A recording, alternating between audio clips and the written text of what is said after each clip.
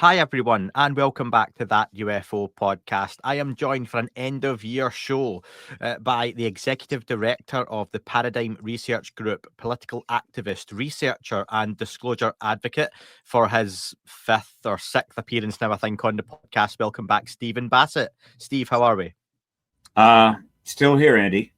Still here. We are all still here, and we're still waiting, but we've had progress, or have we?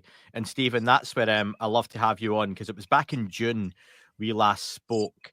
And since then, I think the kind of couple of big milestones, we've had some hearings of Congress and the Senate. It looks like the UAP Disclosure Act language hasn't made it into this year's NDAA as of looking at reporting yesterday. But I don't think there are many folks better than yourself to kind of bring us up to speed as to where we are and where potentially we could be going. So what have your thoughts been, Stephen, since June?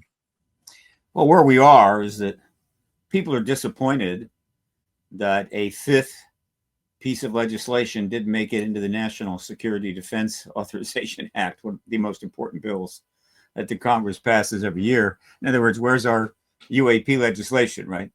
I have to tell you that if you put this in the context of the last 77 years, or going back to Roswell, that's interesting. The simple truth is that we're in an unprecedented place. It's taken 7 years, certainly the last 5, to get here. And what is that place I'm referring to? The truth embargo, as I came to call it many years ago, is collapsing. It's literally falling apart, right? Like a sandcastle that you've built so nicely that's been sitting on the beach for 77 years, and suddenly kids are running through it, right? And driving their bicycles through it and whatever. It's just falling apart. I think almost anybody that is aware of the issue on Capitol Hill, in our Congress, and anybody in the Department of Defense that has any understanding of this at all knows this, as well as, again, a huge number of civilians, people in major companies, multi-billion-dollar companies. They're aware of this. The truth embargo is collapsing. And so we're going to get a confirmation here pretty soon from a head of state. There may be other people that'll get in front of a camera and say, no, there's extraterrestrials here, or we're not alone here, and what have you. That's fine. We'll take all of that we can get. But until a head of state confirms it, and by that, head of state of one of the nuclear nations would be one way to put it. I mean, let's face it, those that are the head of states of a nuclear nation have a certain gravitas that the others don't have, but there are a few countries that don't have nukes, but are pretty important countries, whatever. The first head of state that comes forward and confirms it, undoubtedly showing some evidence or providing evidence that would be useful, the others will follow quickly. There's no way they're going to hang back. Like, well, I'm the president of such and such, and I don't believe any of this nonsense. No. This is the biggest thing ever, and everybody's going to want to be on stage. So we're close. The question is, which head of state will be first? It still pretty much is the U.S. In the lead here as we're moving to the finish line. It's still out in front, primarily because a lot of the other runners are literally holding back, and a couple of other runners can't make up their mind whether they want to do this. So it's still something for the U.S. to do. We had a pretty good chance of getting it done in the last year and a half. We had a very good chance of getting it done back in 2017, but things went a different way. And then it's reemerged in this last 18 months or so. We had another chance. But circumstances in the world continue to be very dramatic, very concerning. There's always something going on. I get it. There's always some crisis somewhere. But to be fair, we're facing multiple crises, very intense, consuming the interest, concern, and attention of our government and our political leaders. And at the same time, we're facing those crises overseas. We're in the middle of extraordinary political turmoil in the United States, which it's not like other countries don't have political turmoil. But it's probably as bad as we've seen since the Civil War. Not that bad, but pretty bad. And so the net effect of it is they couldn't get done, right? Plenty is happening, plenty is moving in that direction. We couldn't finish it off. And by finishing it off, meaning confirmation from the president, which happens to still be Joseph Biden. I do not think it's going to happen. It would require a major hearing this month. And that's highly unlikely at this point. However, there's another president coming on board on January 20. And the stage is pretty much set. There's been about, 8 or 9 hearings now since July the 26th of 2023, about 8 or 9. Prior to that, there hadn't been one for 55 years. And there were 2 half-day hearings back in 68, 66. Now there's been 9. We've had 4 pieces of legislation. The legislation didn't make it in this time. It was basically a repeat of what got cut in half last year. So it was the full package, which is a non-trivial thing that was attempted. But it didn't make it in. There were reasons for that. But the previous version of it, still intact, still law. And there are some things happening. But the legislative track has been established. Everybody kind of knows where that has to go, right? It's been submitted. It's been voted on. It's been in committees. Everybody kind of knows the legislation that's going to ultimately take place. Witnesses continue to come forward. And there is a committed group in the House of Representatives that want disclosure. They haven't, I don't know if they've used that term. I hope they do. If anytime they use the term disclosure or truth embargo, I just kind of perk up, right? These are primarily very conservative Republicans. However, there are several Democrats that are working with them.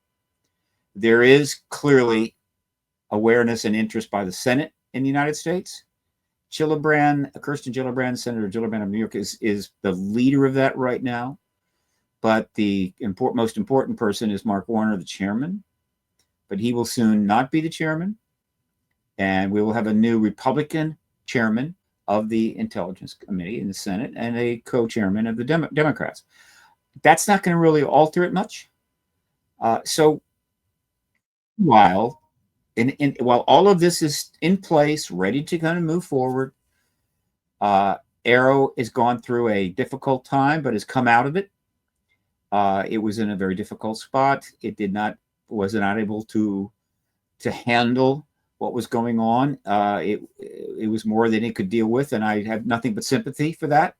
But the director left. We have a new director that has come on who seems to be quite solid and interested in pursuing this and handling this in a right way.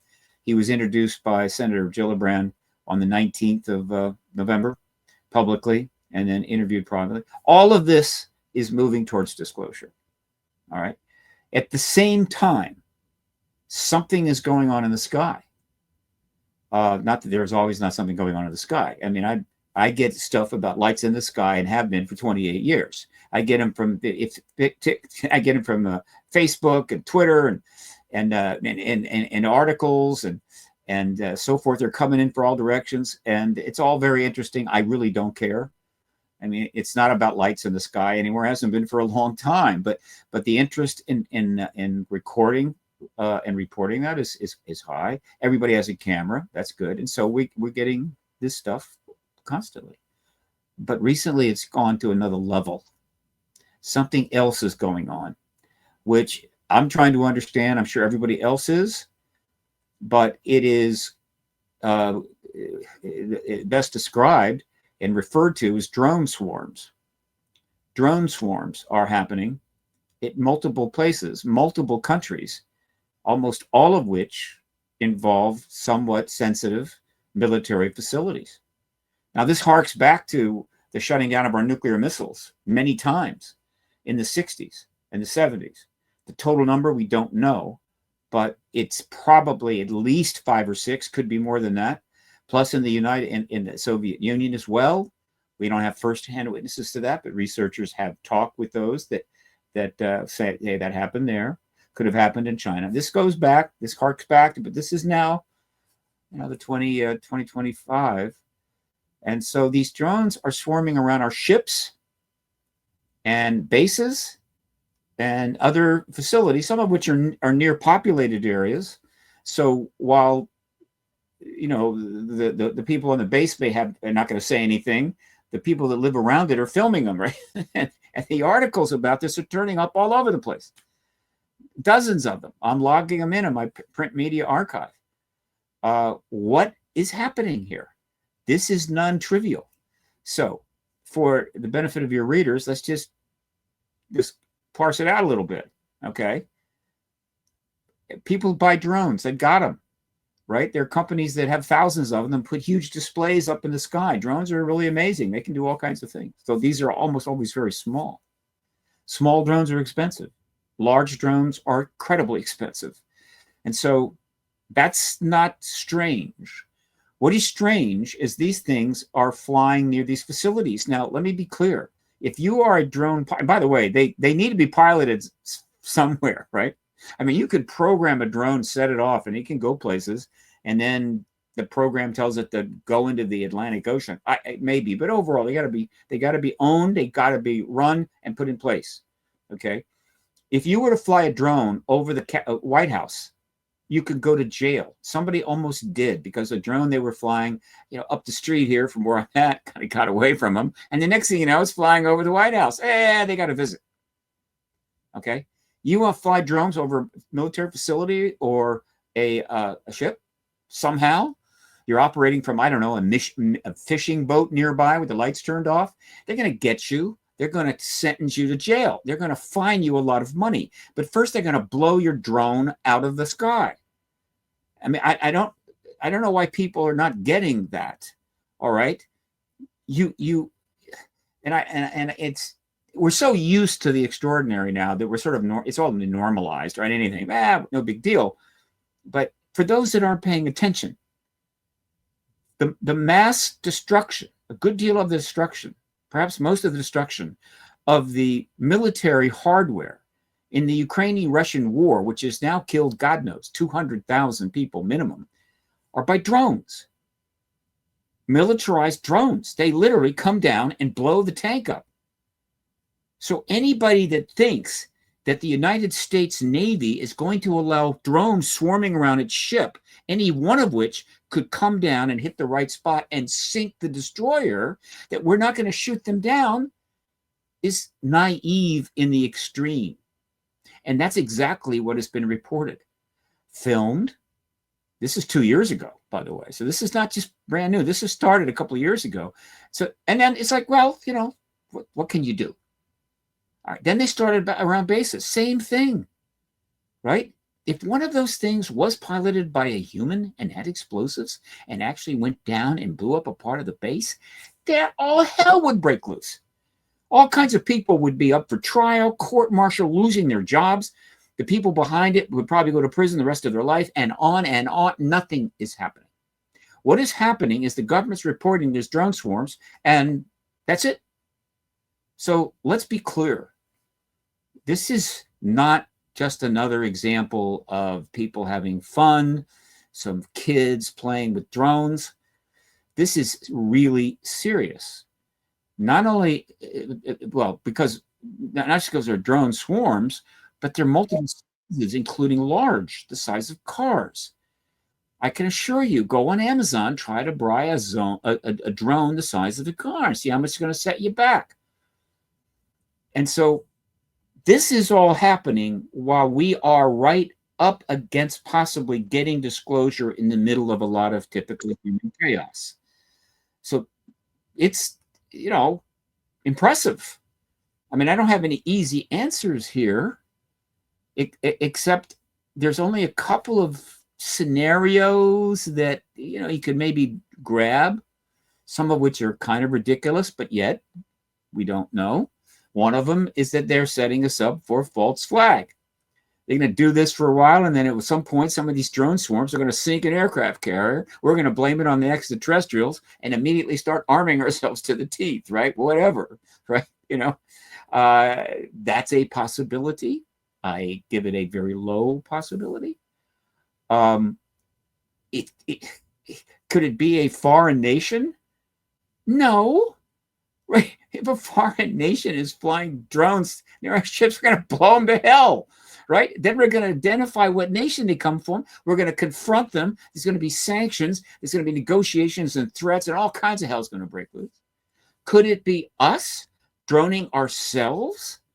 Some super deep state, the real deal, operating completely outside of any and all authority, that has the capability of building, maintaining, manufacturing, and operating huge numbers of drones and swarming them around facilities in order to make some sort of statement to us, from us, right? In other words, a breakaway civilization like Richard Dolan talks about. Could be.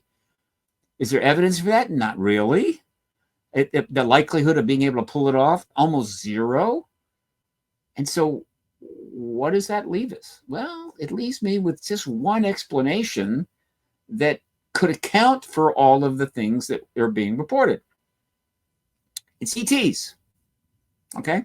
Commonly referred to as non-human intelligence, because extraterrestrial is still too many syllables. I get it. It's hard to spell. Very difficult. Took me years to spell it right. Okay. ET. All right, fine. ET is easy. We do. It's ETs. Well, okay. But they're not from stars, Steve. They're from another dimension. I don't care. And I assure you, the military doesn't care where they're from. Whether they're from another dimension or whether they're from the future, the fact that they're swarming our ships is a big deal. The fact that we don't do anything about it is a big deal. So in other words, why does that fit the criteria? The evidence that we have? If they're non-human tech, there's some very good reasons why we would not shoot them, right? There are two that come to mind. One, it won't work. There is one film that's turned up that contends that this is an example of trying to shoot them down and it's not working. Hasn't been validated. I don't know, but the idea that they probably couldn't do it wouldn't shock me. Secondly, if they are non-human, shooting them down, well, that's poking the bear, a very big bear. And they're thinking, well, they're not blowing up our ships or doing any damage. They're just hanging out. So why create a problem you don't have? That is the only thing that fits these circumstances. And if it's not that, I am dying to find out what it is. And so then my next question is, why? Why suddenly would non-human technological entities from wherever the hell start putting drones up? Some of these sightings are light, right? So they could be plasmas.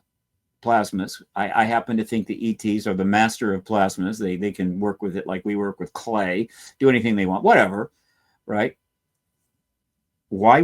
Is there a reason they would do this? And the obvious one comes to mind. We are really close to ending this truth embargo, which opens the door for a full global engagement of everything that we know about this that's been withheld, which will come out, and everything else, and confirmation, legitimacy, all that. So the world becomes ET'd from pole to pole, which opens the door for an engagement. All right, sort of an open engagement, which they could trigger at any time, but this seems to be the approach they're taking. All right, and so, but we're not doing it. We're stuck. Can't get there, which wouldn't necessarily be such a bad problem, except that China is still thinking about it can take Taiwan, right? We're sending aircraft carriers out there. Meanwhile, you can't go a week without some person in Putin's sphere telling the press, he could use a nuke anytime. Scenarios literally being presented, meaning, okay, he does a nuke, it'll immediately create a nuclear zone you can't get into, and it'll force Ukraine to sue for peace. This has been going on for a year and a half.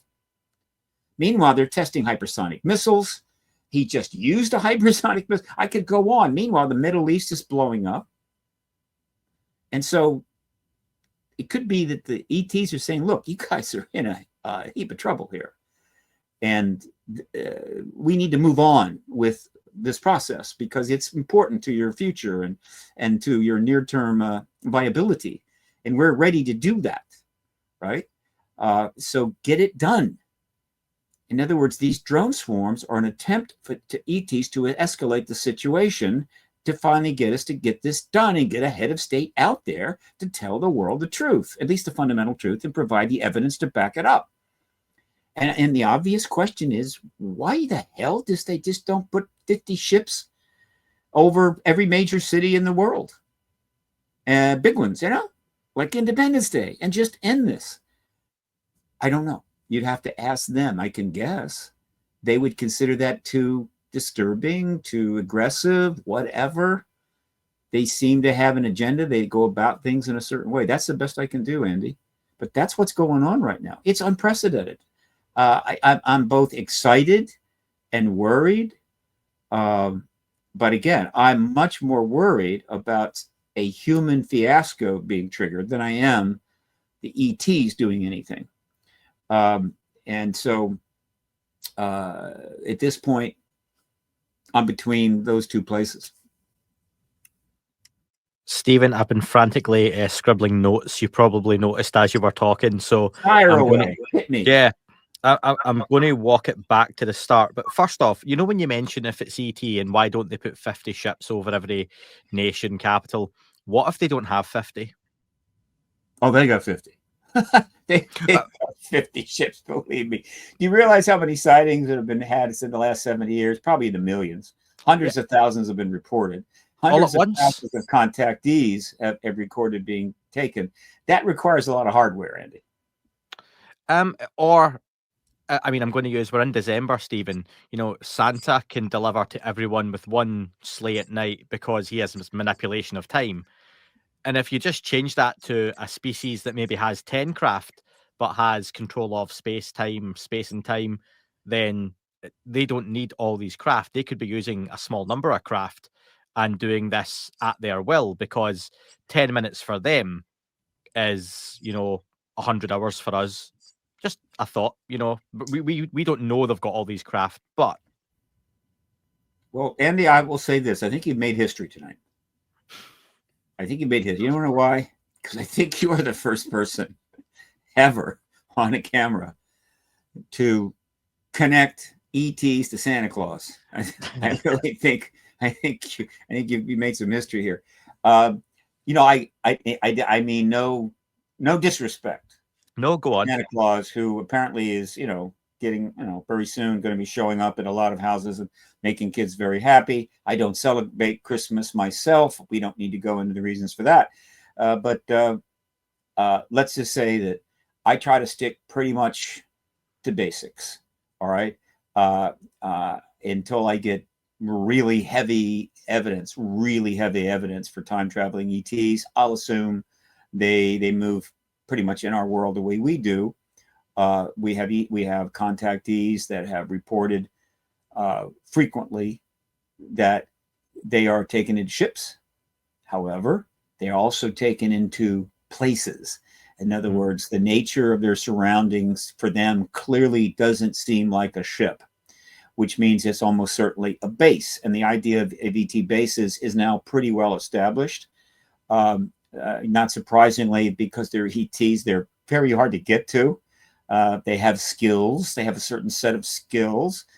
And so bases, which we can't get to, able to contain quite a few craft, allowing them to operate at will, and deal at the level they've been dealing with in terms of certainly the contactee phenomena. That's all pretty basic. And so a lot of ships. But that doesn't mean we can see them. We know that they can cloak, and then they can suddenly show up, things like that. I mean, they're very clever. They've got great tech. I mean, we all agree with that, right? Yes. We don't know the exact tech. We got great tech. And so they have been able to conduct their affairs on this planet for this modern era of 77 years at will, with virtually no, they have, the only constraints they have, ETs have, is their own agenda, not us per se. In other words, they have things they want to do. They have a plan for how this is going to unfold, and they either are seen or not seen going here or there based upon that. And so I think while there are certain events and sightings that are kind of accidental, meaning it wasn't planned, but overall, they do what they want, when they want, how they want, and they have a limit on how they conduct themselves. And that limit is short of triggering global disclosure from us. But it is certainly not hurting the effort of citizens of countries to get their governments to end this embargo. I mean, there's no question. All these sightings and everything you can refer to, right? Which is intensified in the last years, but it's been around to a significant degree going back to World War II. So there's something unfolding here, and unless a very good explanation for these drone swarms comes forward, I'm going to assume that this is the ETs trying to get this job done. This is not the same thing as a Chinese weather balloon coming down from high altitude with a leak. No. And a couple of other balloon devices were shot down. Might not have been us, might have been Chinese, might have been something else. I think there were 3. It was a huge deal was made of it, but let us remember 3 floating devices. One clearly a Chinese surveillance balloon that was which is supposed to fly over the country at about 80,000 feet, and we just let them go, right? Because we do the same thing. It got a leak, came down too low. It's in the air lanes. People are seeing it. What are you going to do, right? You're gonna tell all the airlines, don't fly near the Chinese surveillance balloon until it gets over the country. No, they had to shoot it down. And now we've got swarms over multiple places in multiple parts of the country, including our warships, and we're doing nothing. That tells you there is a big difference between what the hell is flying around right now and getting reported by the press and a Chinese surveillance balloon. And what is that difference? I'm suggesting it's extraterrestrial. So we'll see. So anyway, that's my answer to that question. Let me play devil's advocate then on that, because it'd be very easy for me to sit here and agree with you. And where's the fun in that? Hit me with your best shot. So regarding these drone swarms, and I got a really mixed response to this. I had Tim McMillan on from the debrief recently, and Tim lives on an Air Force base, US Air Force base out in Germany, investigative journalist, and he is very much on the side. These objects are drones. He believes they would be from Moscow. He thinks the ones in the UK right now, I don't know if you're aware, we've got 4 US bases in the UK that have been encountering drone swarms now for 3 or 4 weeks. And these sites, 2 of them at least, are rumoured to house nuclear weapons or nuclear material, which, shock horror, we would see a correlation there. He believes that the drones are likely being launched from container ships about 30 miles off the coast of where these bases are, or from somewhere inland. Now, something I remember from when we had the drones, remember the triangular objects, drones that were seen over UAP, over the ships that Jeremy Corbell and George Knapp released? Weren't all triangles, but yeah, go ahead. Yeah, okay. Now, out there, that's what I learned about these ships having Snoopy teams and going dark. So when these objects come overhead, they turn as much off as they can, and they allow these objects to observe. And what they do is send a team out on deck to also observe. And it's a little bit of a cat and mouse where we're watching them, they're watching us. We don't want to bring these down because it then, one, shows what kind of let's call them drones for the moment, anti-drone technology we have, and what we may do in the event of a war scenario. So it's kind of keeping your cards close to your chest, because they would expect them to observe as well. So I would ask you, with a lot of these drone swarms at the moment, with Moscow and Putin posturing the way they are, it seemed to happen around the time that the US and UK had sent missiles to Ukraine. And I'm not particularly close to the details of the Ukraine conflict and war and all that kind of stuff, but it happened around that time. would it not make sense potentially that these are Russian drones and it's Putin doing what he does and posturing and trying to intimidate or cause a hassle or cause a bit of a mess? And that's why these objects are being left. Albeit that doesn't explain everything, but I'm just trying to look at both sides of if this is something anomalous, if it's something more prosaic. Well, that wouldn't be prosaic. If Tim feels that way, put the evidence out there, partner. Let's see some heavy evidence for this. Essentially, Russian drones acting this way would be an act of war. If we put drones around a Russian ship, they'd blow them to hell. There have been several situations of encounters of planes in the sky that have come close to that. The Russians once shot down a Korean I believe it was a Korean airliner that just kind of, just got a little bit lost and flew over Russian territory, blew it right out of the sky. So the idea that we would allow Russian drones to swarm in this way, even over our territory, land, I think the odds are 1 in 10,000, but it's possible. There is a fundamental built-in worldview resistance to the idea of extraterrestrials. And I get that. I understand that. And it varies from person to person. It is the greatest paradigm shift of all time.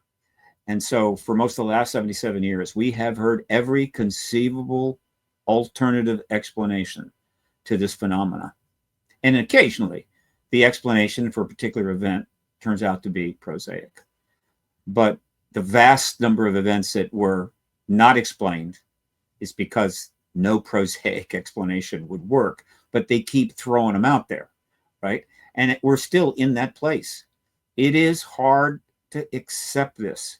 I get it. But let me be clear. I hope to God Tim McMillan is wrong, because if in fact Russia is launching drones from container ships to be able to swarm our vessels at sea and flying drones over our territory in the United States, then we are that much closer to nuclear war. And that's not good. So I do hope he's wrong. And like you say, the US, the UK, China, Russia, they all spy on each other. They all do this stuff to each other. This just seems to have caught the media's attention this time. This stuff has happened before. Like they have flown drones and stuff over each other. We mentioned the Chinese spy balloon. As much as that was accidentally, it's almost comical that it fell to a lower altitude than it should have been at. It wasn't an act of war. The US just shot it down because they all surveil and spy on each other. Now, the US could have postured, but they didn't go and launch an attack on Beijing from there. Well, first of all, the reason it came down and got into an area that was problematic was not deliberate. It's from the leak, okay? And so right away, it's not really considered an aggressive act. And yes, we do I think the same thing. We're talking about high altitude balloons floating high. We're not talking about highly maneuverable drones of some size, sometimes the size of cars, swarming in close. Totally different. Okay. I don't know how to say this any simpler. There is no way, zero possibility that this kind of act on the part of a foreign nation would go with we don't know what it is. There's nothing we can do about it. Not a chance in hell, right? You can't even, if you want to get in a skiff or something, or a fishing boat and try to cruise up next to a warship in the Gulf of Aden, they blow you to bits. If you cruise up against an oil tanker, they will now shoot you from the deck. All right. And so again, people have got to kind of let it go. All right. Let it go. We don't want this to be true. And it almost certainly is not true. All right. What is happening here is a level of sophistication and intent beyond anything we have seen between these two countries. The Soviets got the idea of maybe putting a few missiles in Cuba. We found out about it pretty quickly. They had to bring the damn things in by ships. Made a big deal. It was all filmed, right? And eventually they turned around and went back. Now that was an incursion that could have led to nuclear war and almost did. This is way beyond that. Okay? And so if Tim is saying that, yeah, some of them cold nuclear materials, I mean, all I can say, I like him. I'd like to debrief. I love those guys. They've done great work. But if you're talking about that, you had better back it up, because you're putting out there that this stuff is possibly nuclearized or has nuclear weapons, and they're going around over our own bases in this country, and our government is not saying anything about it. That's the kind of thing that creates panic. That's the kind of thing, and one of the reasons why, and I just tweeted about this. I say tweeted because I just like it. I prefer to say tweeted. I think most do, yeah. And this explains our current zeitgeist pretty well, is that on December the 20th, a film is going to premiere, okay? And the film is about what happens after a nuclear bomb destroys Los Angeles and the post-apocalyptic things that go on afterwards, right? And it's being released on December 20th as a Christmas movie. I'm not kidding. They're calling it a Christmas movie. That's where the zeitgeist is now. And while it's funny and amusing, it could stop being funny really fast. And so I live in a world now where, and I wouldn't have predicted this, the extraterrestrial explanation for stuff in many cases, right, makes more sense than the prosaic explanations at a degree that's almost amusing. In other words, there was a time when very smart people like Carl Sagan and others were going to great effort using their intellect and extraordinary experience to provide profound prosaic explanations for what seemed to be unusual and anomalous and hard to figure out. Those were the golden days. Now it's different.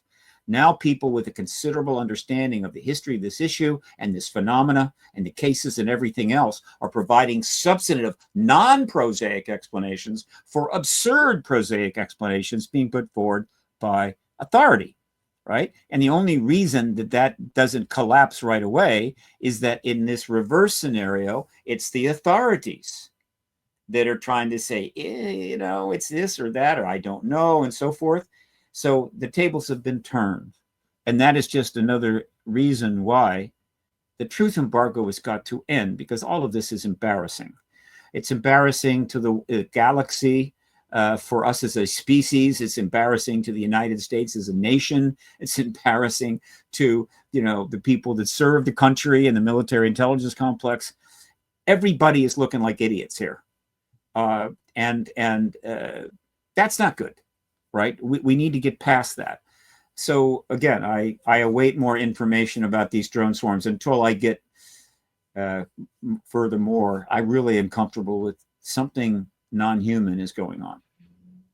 Yeah, and I appreciate that. And in the near 5 years I've done the podcast, I get more and more now people from all different sides of arguments looking to get, you know, their point of view across. So I like to try and represent as many views as possible. Sure. Yeah. So let's go with, at the minute, this is ET, non-human, whatever your favorite adjective is.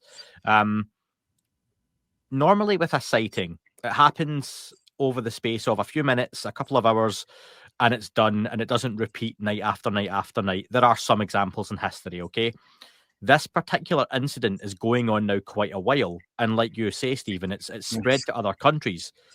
If we just take the UK incidents in isolation, it's now been several weeks worth of this, but they always happen at night.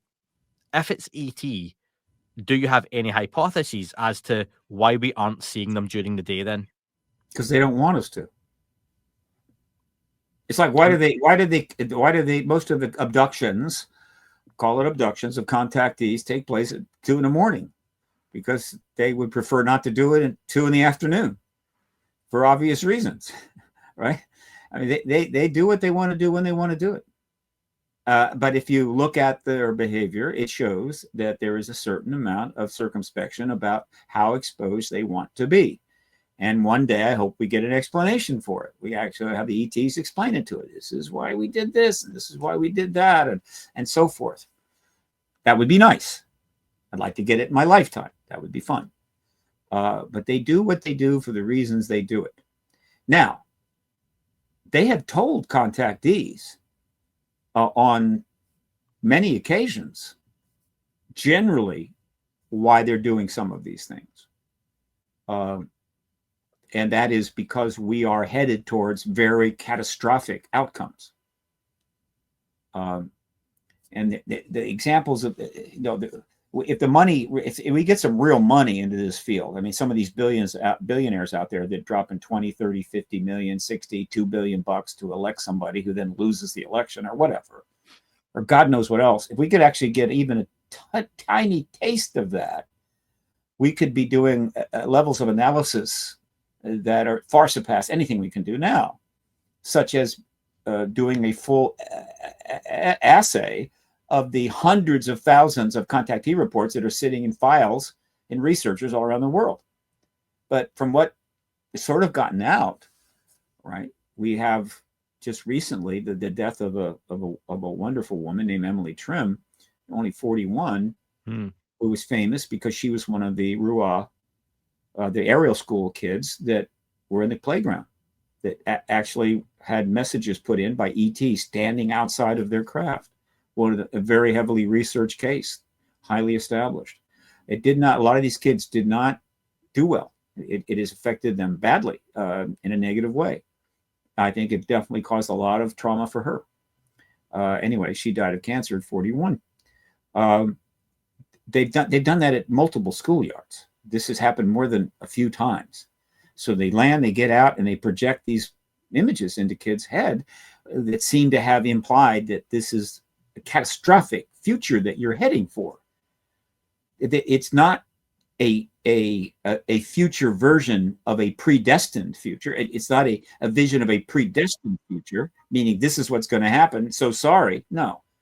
And then there are instances where they're actually more I think, distinct in dealing with contactees, like on the ships or whatever, where they're kind of saying, "Look, you guys are screwing up here. You gotta deal with this." Now, again, why that? Why not just come down, turn all nuclear weapons off, scare the hell out of us, tell us to get in line, or we're gonna, make you all disappear, whatever? I don't know. I don't have much experience with dealing with other planets and the civilizations on those planets. They do, right? But this has been going on for quite a while, and now that, and all of that, so the aerial school was an event. It put some images and concepts into the heads of a bunch of school kids who then carried that through their lives. Some of them got involved in this issue, some did not. But the case did get investigated. It got investigated thoroughly. It was written up in several books. A documentary was done.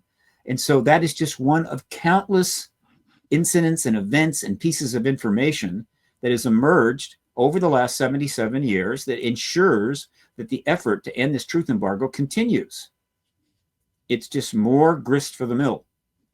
And so everything that they have done over the past 70 years, to the extent that it was knowable, seen, and understood, which obviously doesn't include all the things they've done that we have no idea, right? Just the stuff that we know about. Whatever the fundamental purpose of it was, it had a secondary effect. It helped to ensure that the citizen engagement of this issue and the desire to know the truth about it and to even confront governments about that would continue. It would not stop. And so I believe that has always been a secondary aspect of their activities here. And if it's intended to continue that, to what end? To me, the end has to be disclosure. And that leads to what end? I believe open contact. And that leads to what end? Well, that's when things get obviously much more difficult to project. I hope we have the opportunity to actually engage that time. But first, we have to get disclosure. So that's the best way I can put it. No, that's well put, and thank you for mentioning Emily Trim passing, because this is the first time I've recorded since she did, and unfortunately, in the last few weeks, I think there's been a few people passed away, including Chris O'Brien as well. He passed away. Literally, I was meant to interview him the following day. We'd been conversing via email, and it just seems a very sad time of year for that. And Emily was no age at 41, but has a legacy in her part following on from Ariel. And if people want to go and check out Randall Nickerson's documentary Ariel, it's a wonderful piece, and Emily's a big Ariel focus phenomenal. of that. Yeah, absolutely. And I don't know, that movie needs to get a lot more exposure. I don't. It was very tough to get done. It took forever and ever and ever, and for whatever reason, Hollywood just really wouldn't embrace it. Who knows? When it comes to movies, making them and or promoting them, it's unbelievably complicated. But it's that movie will have a second life. Okay. We also lost Howard Hughes. Yes. A guy I really loved, and I've done his show countless times. They haven't given a cause of death. He was not old, but he was not young. But I'm sure it was an illness. Kept it to himself, and then he was gone. And we're going to lose more people, right? And that's life. Okay, that's life. But an awful lot of people invested a lot of their time and passion into just getting the truth of this. And it's until governments get out of the lying business as an institutional form of governance, particularly in any form of democracy, authoritarian states, lying and doing awful things is part of the deal. Like Assad, that's what he did, but now he's had to flee, and they're starting to empty out his execution chambers, whatever. But until we get into the truth business, the people's lives are literally wasted. And they're not wasted. It's just that it isn't necessary, right? These people could have been doing other things. They could have been engaging the post-disclosure world decades ago, right? And of course, the sequestration of the technology, making it unavailable to the entire intellectual power of the human race, has limited its development, and on and on. It could go on and on and on. This has been and probably will be considered the most costly lie in all of human history.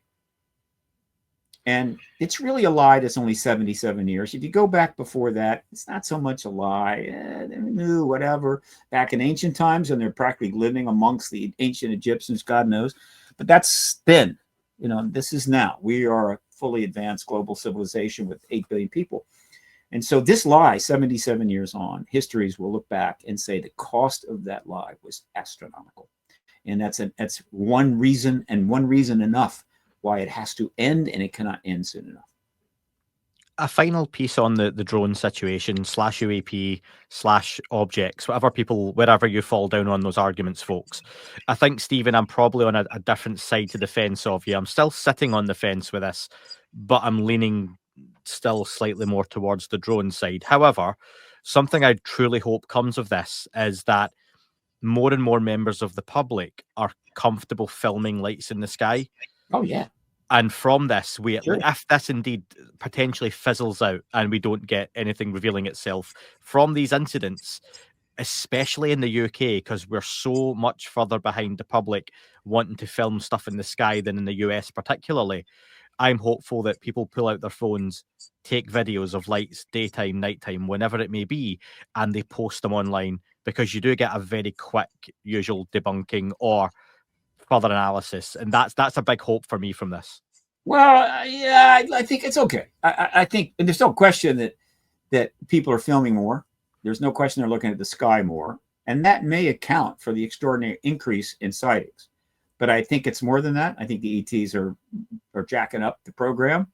But it's always been the case that a film of lights in the sky does not prove anything. It's just a little bump. That's why one of the phrases I came up with many years ago is going to go up on my new website, which is under construction right now. I'm redesigning it, having some problems because I screwed up a couple of things in the WordPress. Hate that. It's no longer about lights in the sky. It's about lies on the ground.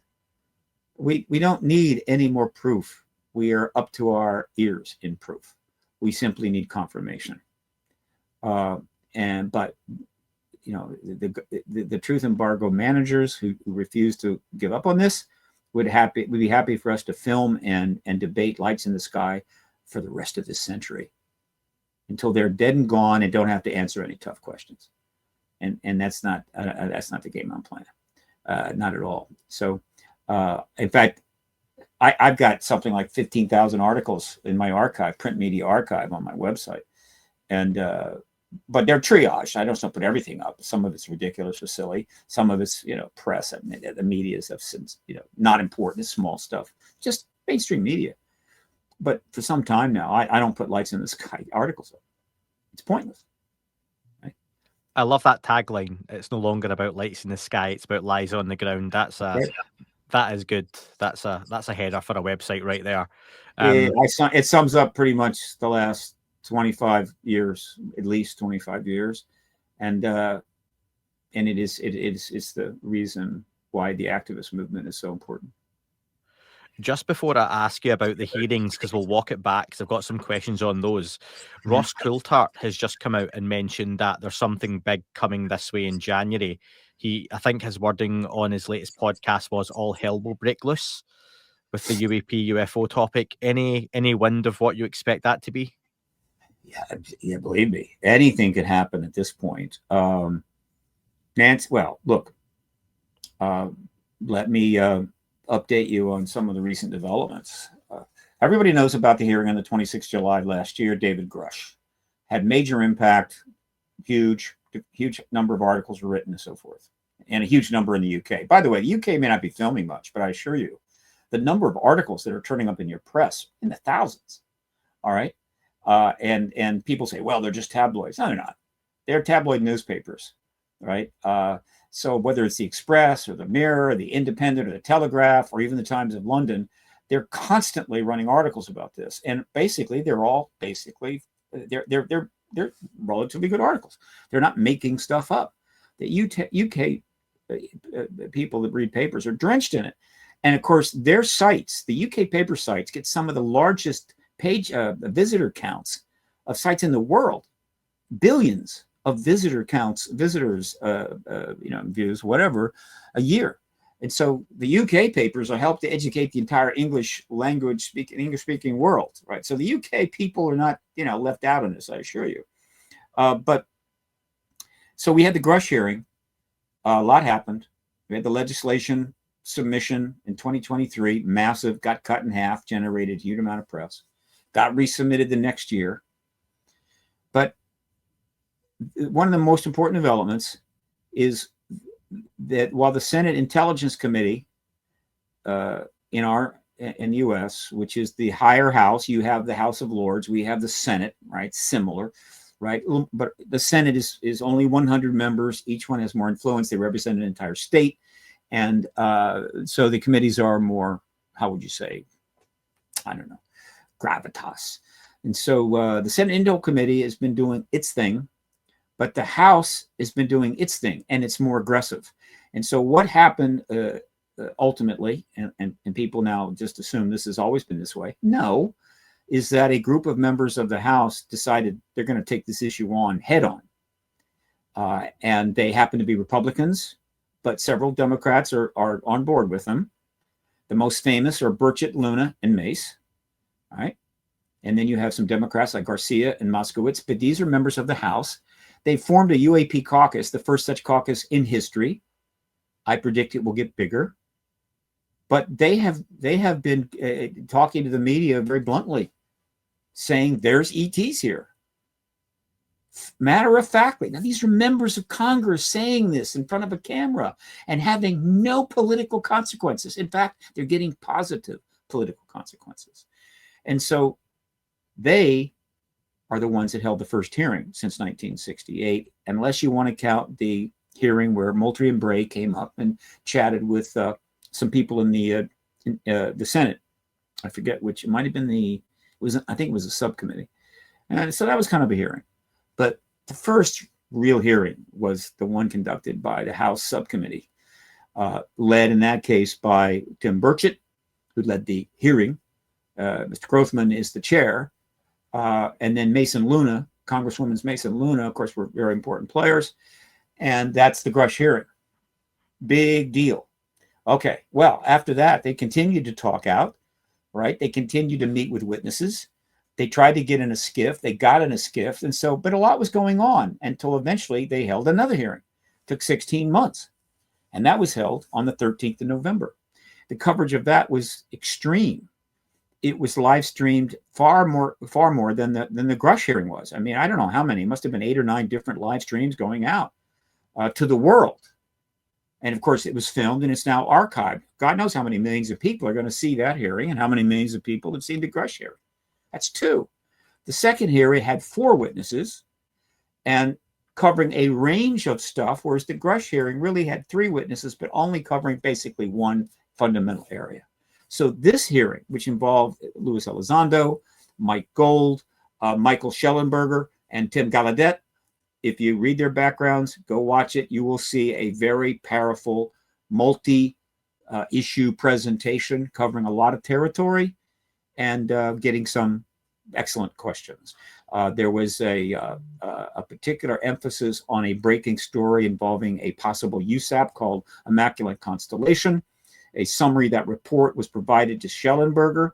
And somehow that did, I think it was Elizondo or somebody submitted it in for the record. So that went into the record. I'm sure the DOD was not happy about that. They tried to block Mace from going there. And she basically told him,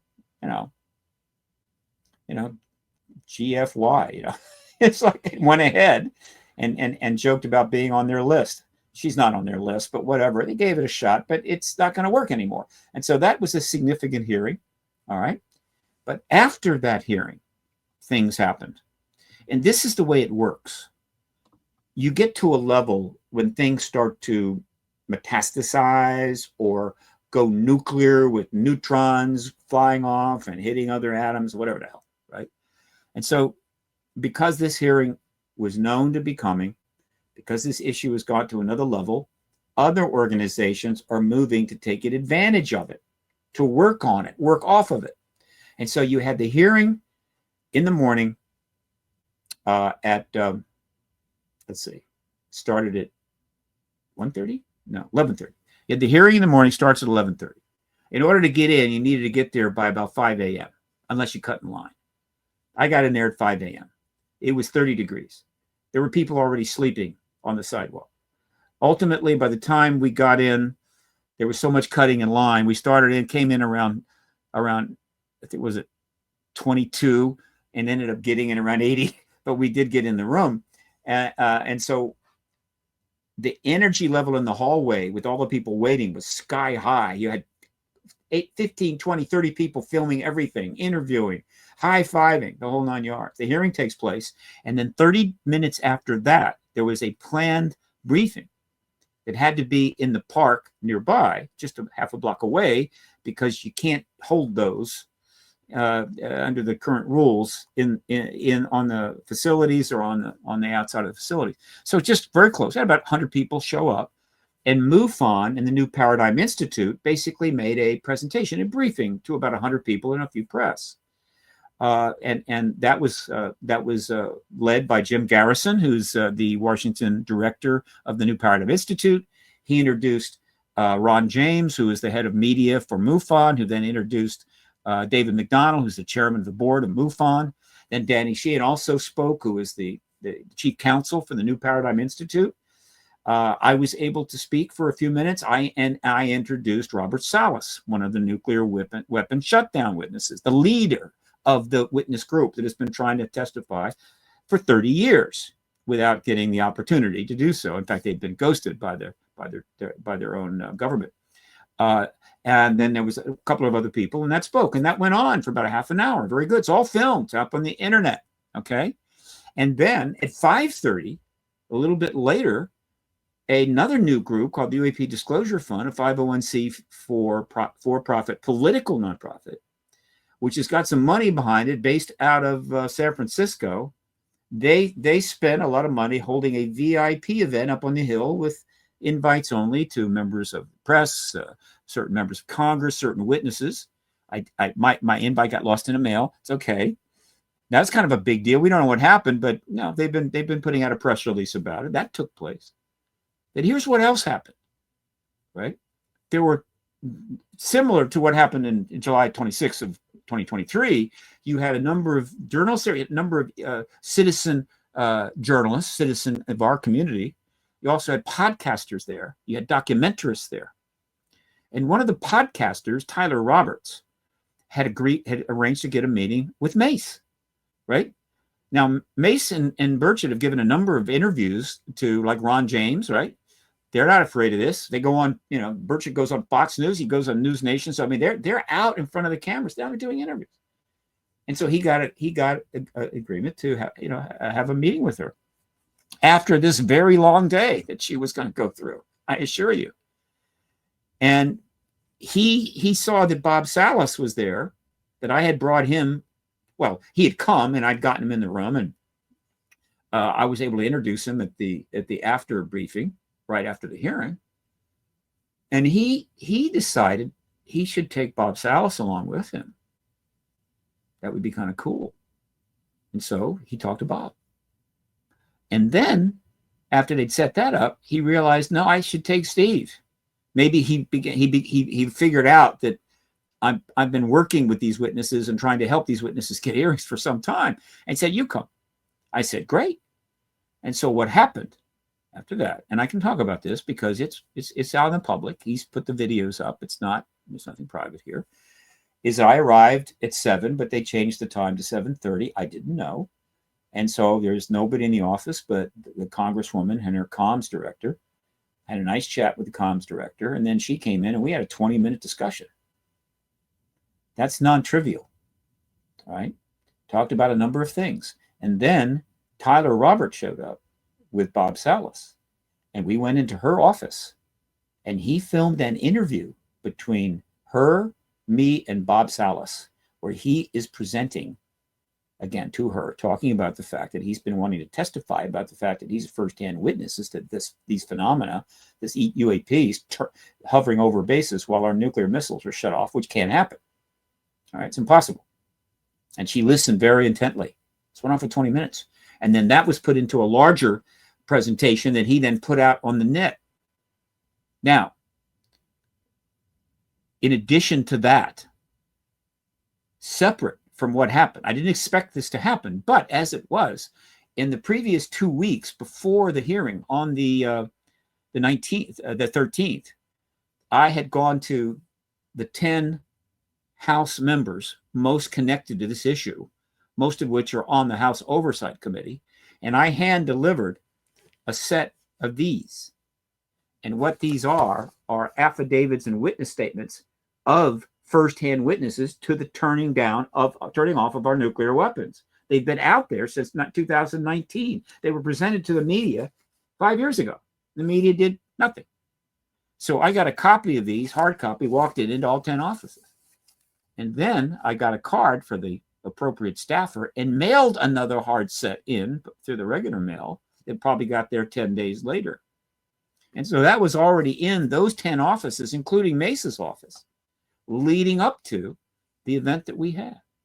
But I did something else, because three of these witnesses, I think it was Salas, Schindel, and Jameson, and plus some others on other cases related to nukes, they testified for 3 hours at the citizen hearing on disclosure in 2013, which I produced at the press conference, the press building in the National Press Club here. And that video has been out there. The video of the whole 30 hours of testimony has been out there on the net or available on the website since 2013, 14, right? But it's on YouTube for free now, I think with ads. So I went ahead and I sent the electronic version of their testimony to all of these offices, right? Leading into that. So now, in terms of the House, the most important people in the House of Representatives have been fully seated with that testimony. They now know all about it. Testimony that has been out there for 30 years with multiple attempts to get it in front of Congress. All failed. Books, documentary films, the works. Now it is seated through those 10 people, right? But it gets better, because then 6 days later, Kirsten Gillibrand, Senator Gillibrand of the House Intelligence Committee, indicated, finally put out a notice that she was going to hold a briefing herself in the Senate from her position on the Armed Services Committee. She's on both the Armed Services and the Intel Committee. And the room that was going to be held was announced very late, but of course I knew about it. And so 6 days later, I trotted on over to the Dirksen building to listen to and watch a hearing in a hearing room there. And it was like only 20 of us because, again, there wasn't a lot of advance notice on this. And so there were 20 of us in there. It was filmed, again, live streamed. And Kirsten Gillibrand was a different kind of hearing. She brought in the new director of Aero that's replacing Sean Kirkpatrick, a gentleman by the name of Kozlowski, a very, very qualified, very important person. And she did Q&A with him on camera, and we watched that. But we also knew that she had given him a private interview prior to that. In other words, they met privately and then they met publicly. This is not unusual. Obviously, in a private setting, she can ask questions she might not be able to ask in a public setting. He could give answers he might not be able to give in a public setting. But it gets better because we learned that private meeting prior to the public briefing on the 19th was in a SCIF, a sensitive compartmented information facility, which you only use when you absolutely do not want what is being said to be picked up at all. So clearly questions and answers were given and received that could not be done in a public setting. This shows increased serious intent on the part of the Senate, both the Senate Intel and the Armed Services Committee. And so the public hearing basically introduced Kozlowski. But again, these things tend to snowball once they reach a certain level. And so what happened after that meeting is that she exited to the front, not the back. Ron James, who has been interviewing people on the Hill for some time, and I think has interacted with her, he approached her, I approached her, and I was able to speak with her. And I gave her people a hard copy of this, right? Got the names of her chief aides, and she indicated personally that she would be happy to talk with Bob Salas, the SAC base command officer who initiated the efforts to finally get the truth out about the fact our missiles have been shut down repeatedly by non-humans. All right. And so that is now hanging out there. And then in the 5 or 7, 10 days following that, up to about the end of, November, I went to all 16 offices of the Intel Committee and gave them a hard copy of the affidavits. So I seated the Intel Committee with these affidavits, and then I sent a staffer in each one of those offices the electronic version of it, as well as a link to the 3 hours of testimony. And so I'm getting to do my job. It's not always, I'm not always able to do stuff like that because you need to get to a certain level when things start to metastasize. And so right now, as of the time we speak, the Senate Intel Committee is fully seated with the testimony of these witnesses, 9 of them. 4 of them are prepared to come for an interview like that, maybe even more. And at least 10 key people in the House have been seated with this testimony. Let me be clear. When we finally have the hearing that we have to have, and David Grush will certainly be there, and Elizondo will be there, the most powerful and important testimony that the world will hear under oath at that hearing will be the testimony of the first-hand witnesses,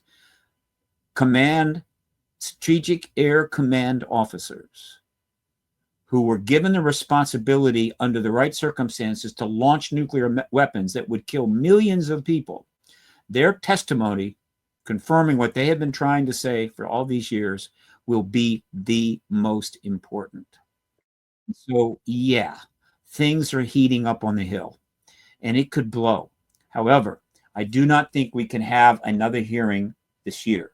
it's possible that Mace may try to put a hearing together during the transition, the final phase of the transition in the U.S. Because what happens in the U.S. is our new Congress takes over on January 3rd. The president comes into office on January 20th. There's a 17-day window there.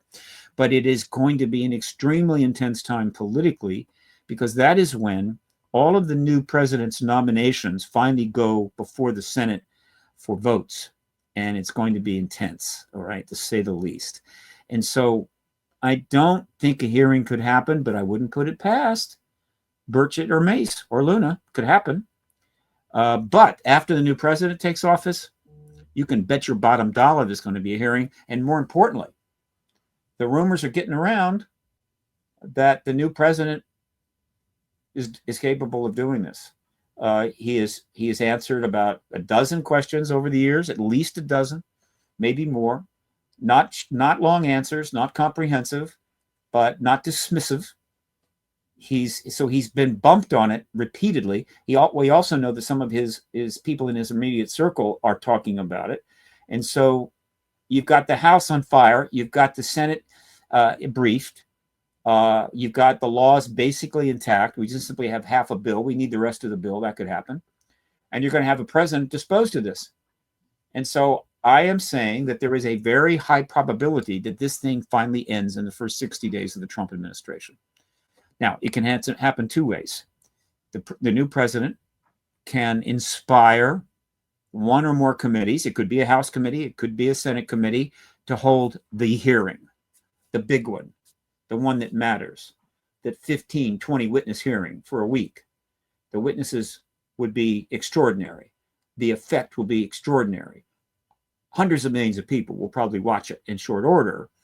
And then, based upon that, come forward and say, yeah, I'm confirming we're not alone. Or he could simply come forward and say it, right? I'm the president. I've made some calls. It's been confirmed to me. We're not alone. And we're going to see some hearings right away in the House and Senate. So it could be the reverse of that. Either way, it gets the job done. And so that's how close we're getting.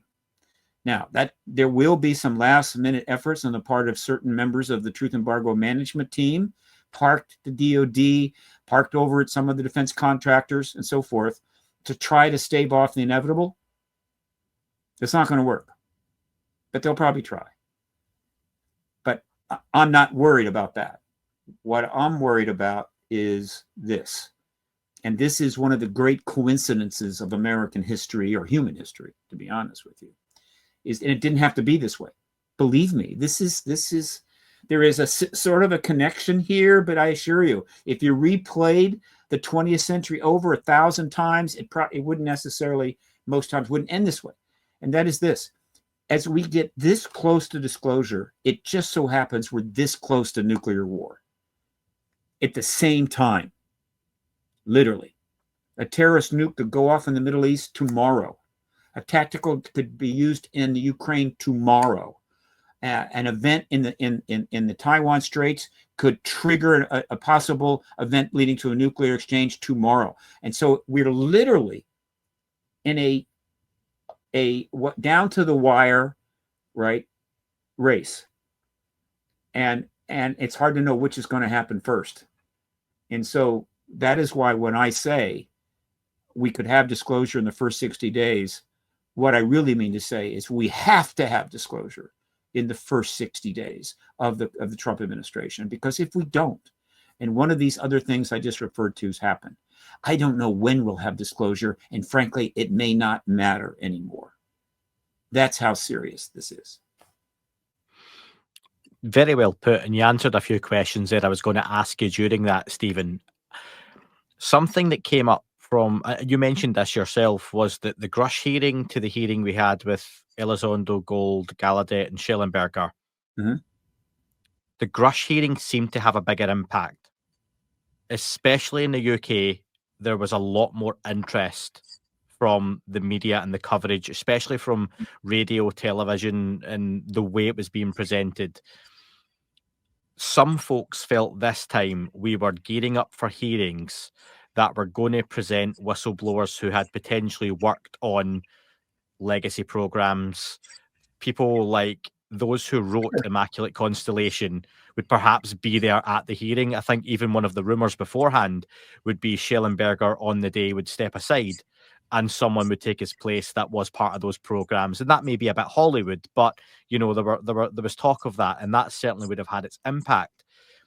Do you feel, and I spoke to Tim Burchett the day after the hearings, and he did say they were trying to get other witnesses that they didn't manage to get over the line, that we need a different standard, maybe not better, but a different standard or caliber of witness if we indeed get another hearing that we haven't heard of before, that we don't know the names, because Schellenberger, Gold, while lesser known, Elizondo, Gallaudet were all out there, that we need some folks to come forward who, for lack of a better phrase, are like the scientists from Independence Day who literally has been underground for 25, 30 years working on alien craft. Is that where we're really getting to?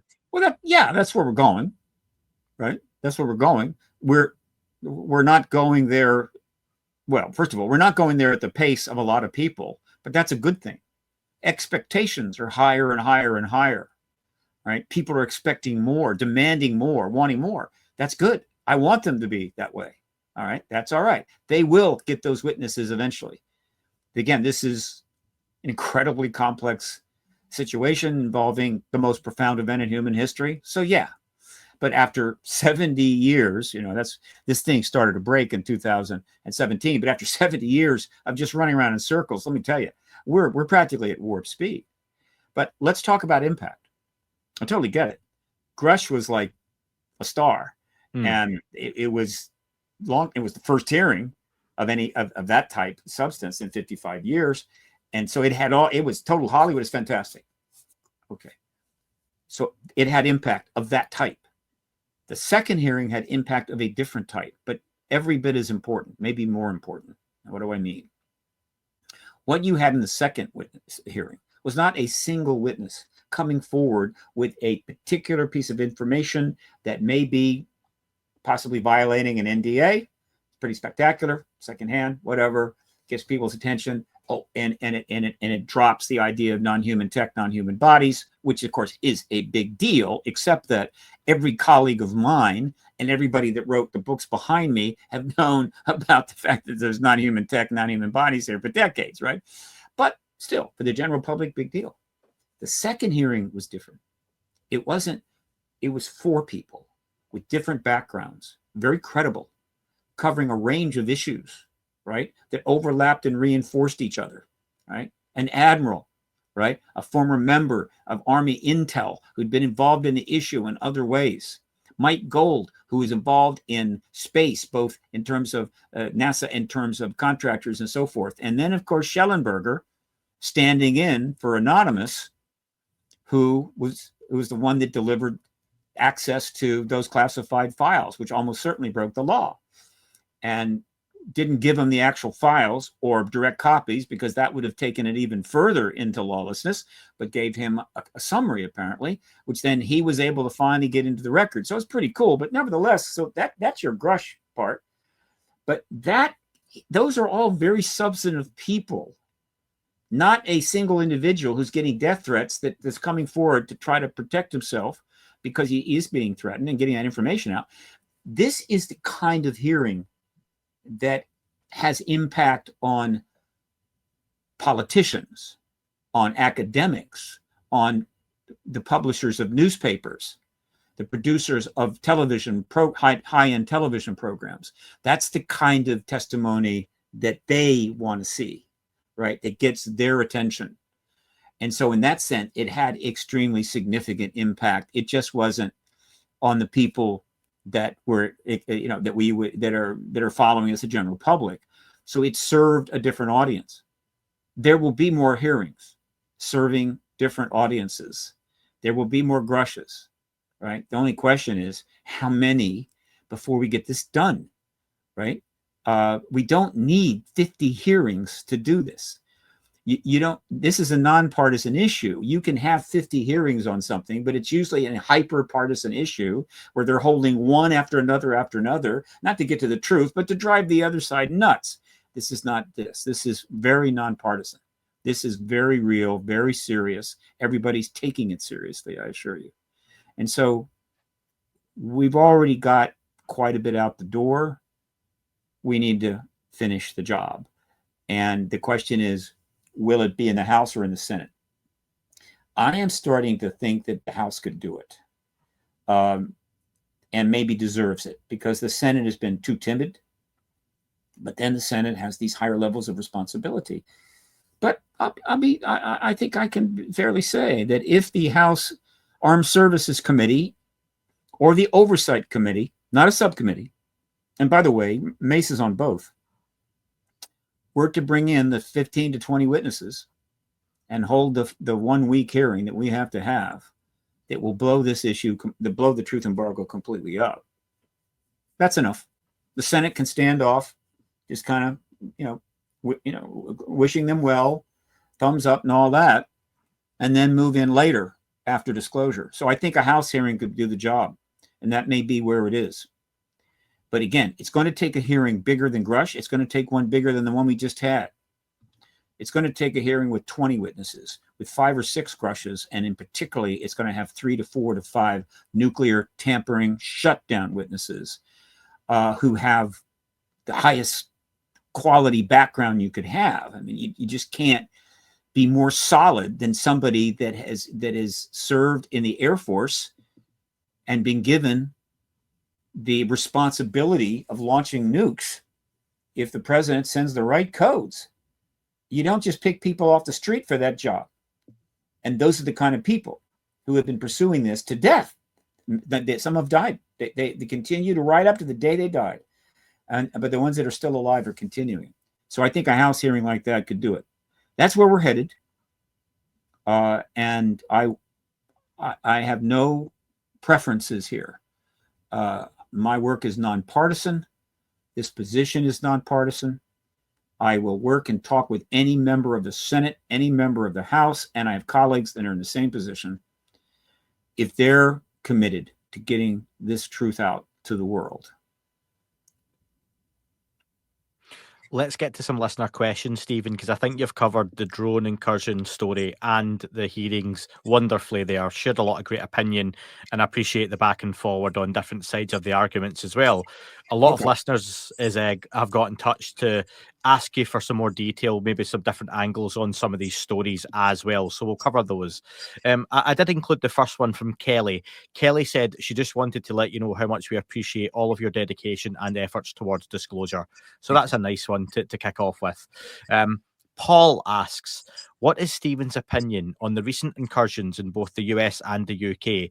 You've covered that. However, Paul also asks, is the word drone being used deliberately by the relevant authorities in the hope of keeping the situation more prosaic to the general public?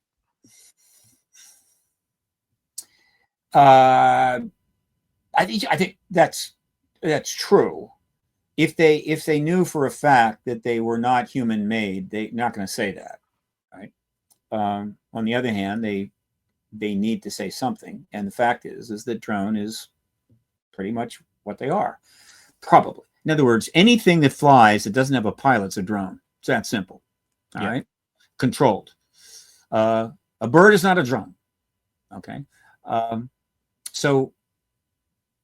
Because some of them are pretty small, but then some of them are larger. So the ones that are car size, there could be somebody in there piloting it, possibly, but more than likely, no. And so they are in fact drones, and so that is a perfectly reasonable statement to make. And so in that sense, they're in a comfortable place, and that's okay. And for the vast majority of people in this world, they're going to go, boy, there's some people flying drones in places they shouldn't. Boy, I wonder if they're going to go to jail or what's going to happen to them, or isn't that cool? And there's probably some people out there going, I've got a drone. I live near an Air Force base. I'm going to go over there and, get in the parking lot outside and fly that puppy over there, maybe over the airfield or something, have some fun. I don't know. But yeah, drones is the appropriate word. But one of the things that is happening as we end this truth embargo is there's a lot of diplomacy going on. There's negotiations. It's an elaborate process like we do when we're trying to negotiate peace or nuclear non-proliferation or deal with terrorists or whatever, you got to have certain language. You avoid saying this, you avoid saying that. You try to find a way to comfortably move forward without the other person screaming and running out of the room. And so that's what's happening. There's a reason that Grush said non-human tech as opposed to extraterrestrial tech. That doesn't mean he doesn't think it's not extraterrestrial. It's just that phrase is the phrase needed under those circumstances. Or he could have said, "No, they're interdimensional, interdimensional beings and interdimensional." He could have done that. No, he used a phrase that was just about right, and that phrase has traveled well. All right. So language is important, but understand this is language in service to a complicated resolution of an extraordinary, difficult issue, like the language needed to resolve a war, like World War II or I, right? I mean, diplomacy and all that kind of stuff. It's about language. It's not for everybody. A lot of people say, you have to speak out of both sides of your mouth. You gotta constantly step back from the truth in a sense. I get it, but it does work. And so that's the way to think of the word drones. If but they may say they're ET drones. They're drones, but they're non-human drones, right? Okay. In which case we go to the next level. Okay. And then things get really interesting. And I agree with you. And I personally believe the Tic Tacs were drones, but not human.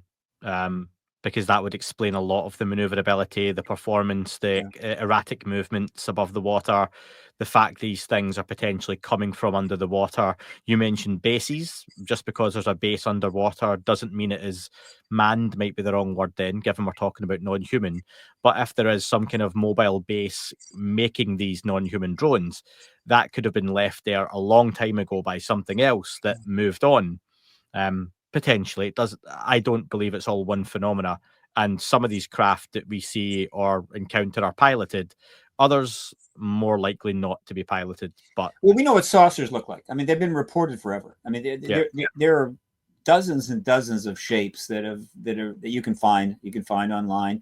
What shapes have been seen, and you've seen them all. But and some of them are probably not legit. It just happened to be misrepresented. But the idea of the saucer, the idea of the piloted craft, we have a pretty good idea about that. The Tic Tacs clearly don't seem like that. And so if I had to put my money down, I would put my money down they weren't piloted. So that would be a drone, wouldn't it? So the Tic Tac would be a drone. And we've exposed the Tic Tac, haven't we? We've got a lot of people that have talked about seeing them. We've had them described. And so forth. So the Tic Tac has now been in play for 7 years. And so if I'm the ETs, I mean, I sort of know that our ET drone thing is definitely out of the closet, right? And so what the hell, right? If we fly some more drones around a ship or something, what's new about that, right? Maybe they're just showing off saying, yeah, we got Tic Tacs, but we got 18 other kinds of drones. Let me tell you, we got drones, right? We are, drones are us. I don't know. But I think I agree with you. The Tic Tacs are probably not piloted.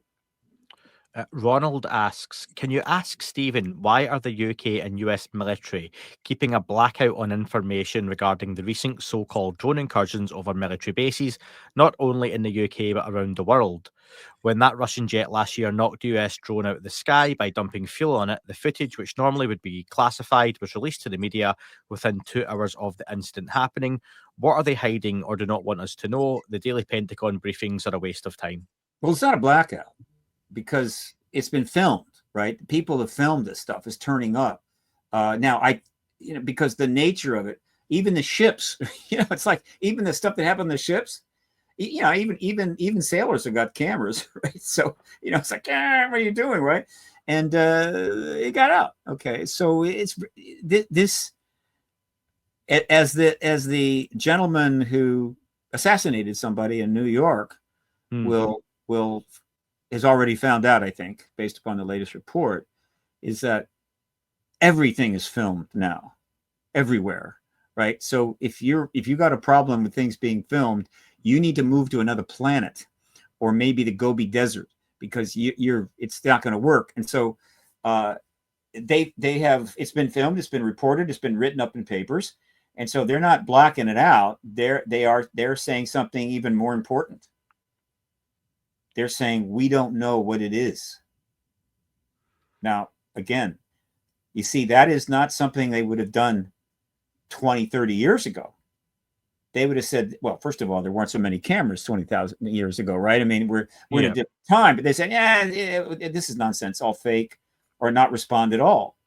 Now they can't do that. They have to respond. And again, they're limited every week and year, a month and a year that goes by. They're limited in what they can say.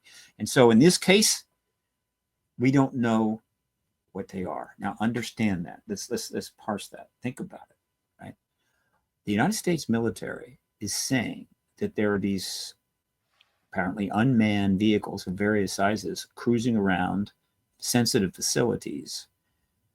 We're not shooting them down, because if we did, you'd know that. I mean, it would be pretty hard to, maybe out at sea you could do that, but hell, the sailors would probably film that too, and the thing would end up on Facebook, right?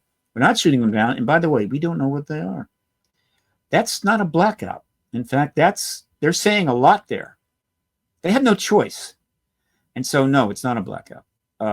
It is, in fact, them coping with the unfolding situation. And as I've said, I hope they're ET and not human, because if they're human, we may have a bigger problem, right? Because then the question is, why are they not shooting down these human-made drones? And if the answer is no, it's just us droning ourselves, well, then the military's lost its mind, and that's not good. And if it's not us and somebody else, one of the reasons might be because the damn things are carrying nukes, right? So if we shoot it down, we can end up having a nuclear event. I don't know. All the explanations for a human, all the surmises you can get from a human explanation are not good. Whereas the ET thing is cool, right? Yeah, can't shoot them down because they're extraterrestrial, right? Wouldn't work. And we don't want to upset the extraterrestrials. But they're not blowing anything up. Yeah. We're the ones that blow things up. They don't blow things up. And so it'll all work out in the end. So again, we want it to be non-human, I assure you. I suppose blackout may be the wrong word. I can only speak from a UK perspective. And when I'm looking at the general, I've got Sky News, BBC News. I had CNN on for a while today, not because of any political affiliation, folks, just because that's what's available on Sky Cable, the satellite television, before anyone asks why I'm not watching Fox or anything. You don't have to apologize for being on CNN. Stephen, honestly, I do, because people will pick me up on that. But it's that's what we kind of have available on Sky, on our networks. Sure. And those major networks, when it's been covered, it's been very slight. And they tend to use the camera footage you can find online. But most news networks these days will source social media videos.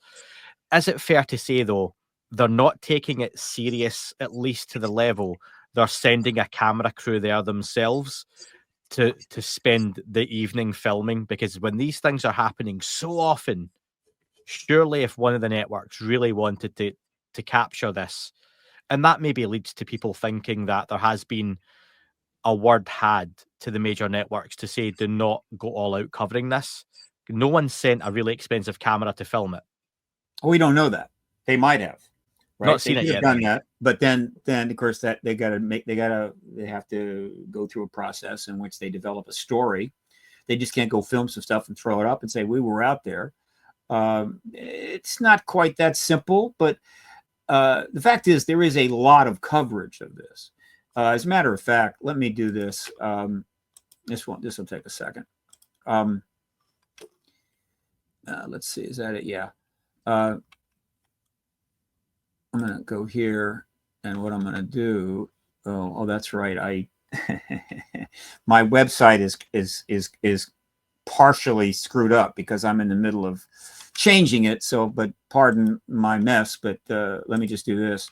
Mm-hmm. I'm going to go ahead and do a share. Share screen. And I'm going to do. Okay, wait a minute. Yeah, share the screen, and I'm going to do this. Can you see this? Is this up? Not yet for me. Okay, hang on. Oh, I see. Hang on. There it is. Share. Can you see it now? I can add it to the stage. So there. Okay. All right. So this is the currently screwed up front page of my website, which I'm working on right now. But it has over here on the right side, which is still working, is resources. And oh, wait a minute. Yeah, that's interesting. Oh yeah, okay. Under resources is print media archive. All right, so this should be coming up now. Let's see if it does. Okay, hang on. Come on. Come on.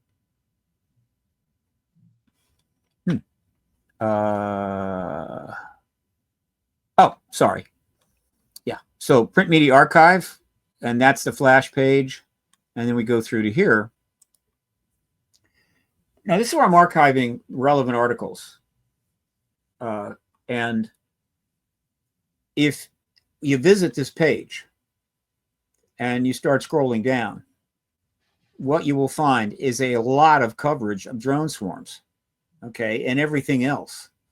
In other words, if you're not paying attention to the news, which is part of my job, you really can't get an appreciation for the amount of coverage that is happening.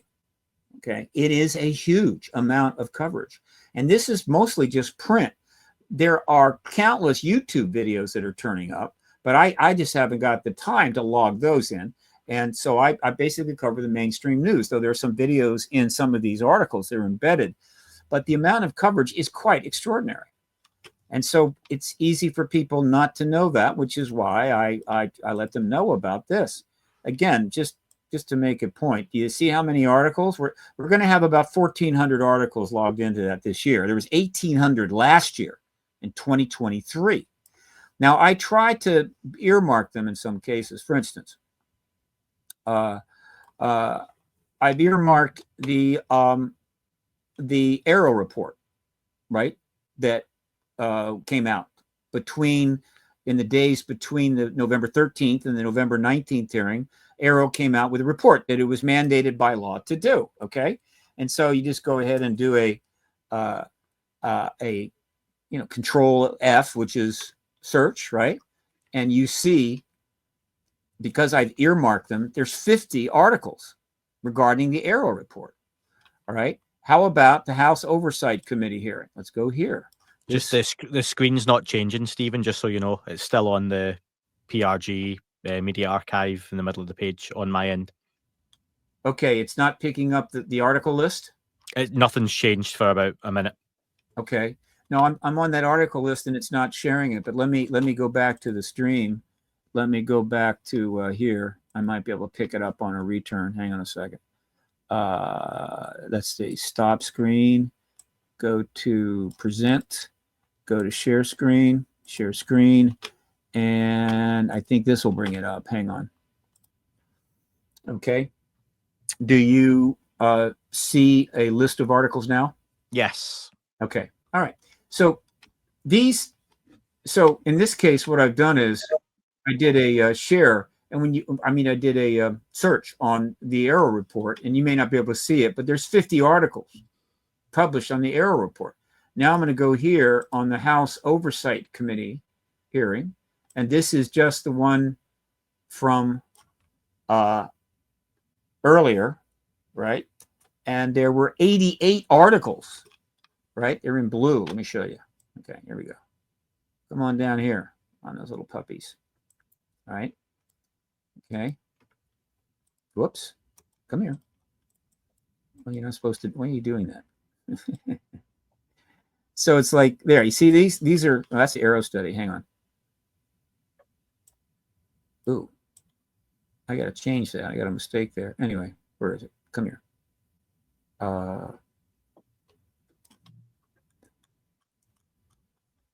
Okay, right in here.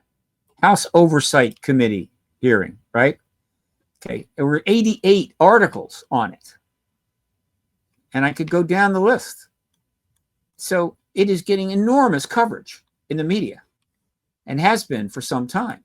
If you go up here, right, what you will see is so far in 2024, I've logged in 1,280 mainstream articles on this subject matter, 1,883 last year, 812 the year before. In the time frame when things broke in 2017 with the New York Times article, 7,000 articles regarding this phenomena has been logged into my media archive, triage from probably 15,000. The other 7,000 being small press, not important, irrelevant. That's the kind of coverage it's getting now. People don't understand that. They don't get it. Because if they don't just uncover it in their daily life going around, or they're not just turning up here and there, it's actually being covered extraordinary. And then once you go to YouTube, the number of videos there is off the charts, thousands. And so again, when I say the truth embargo is collapsing, I mean it.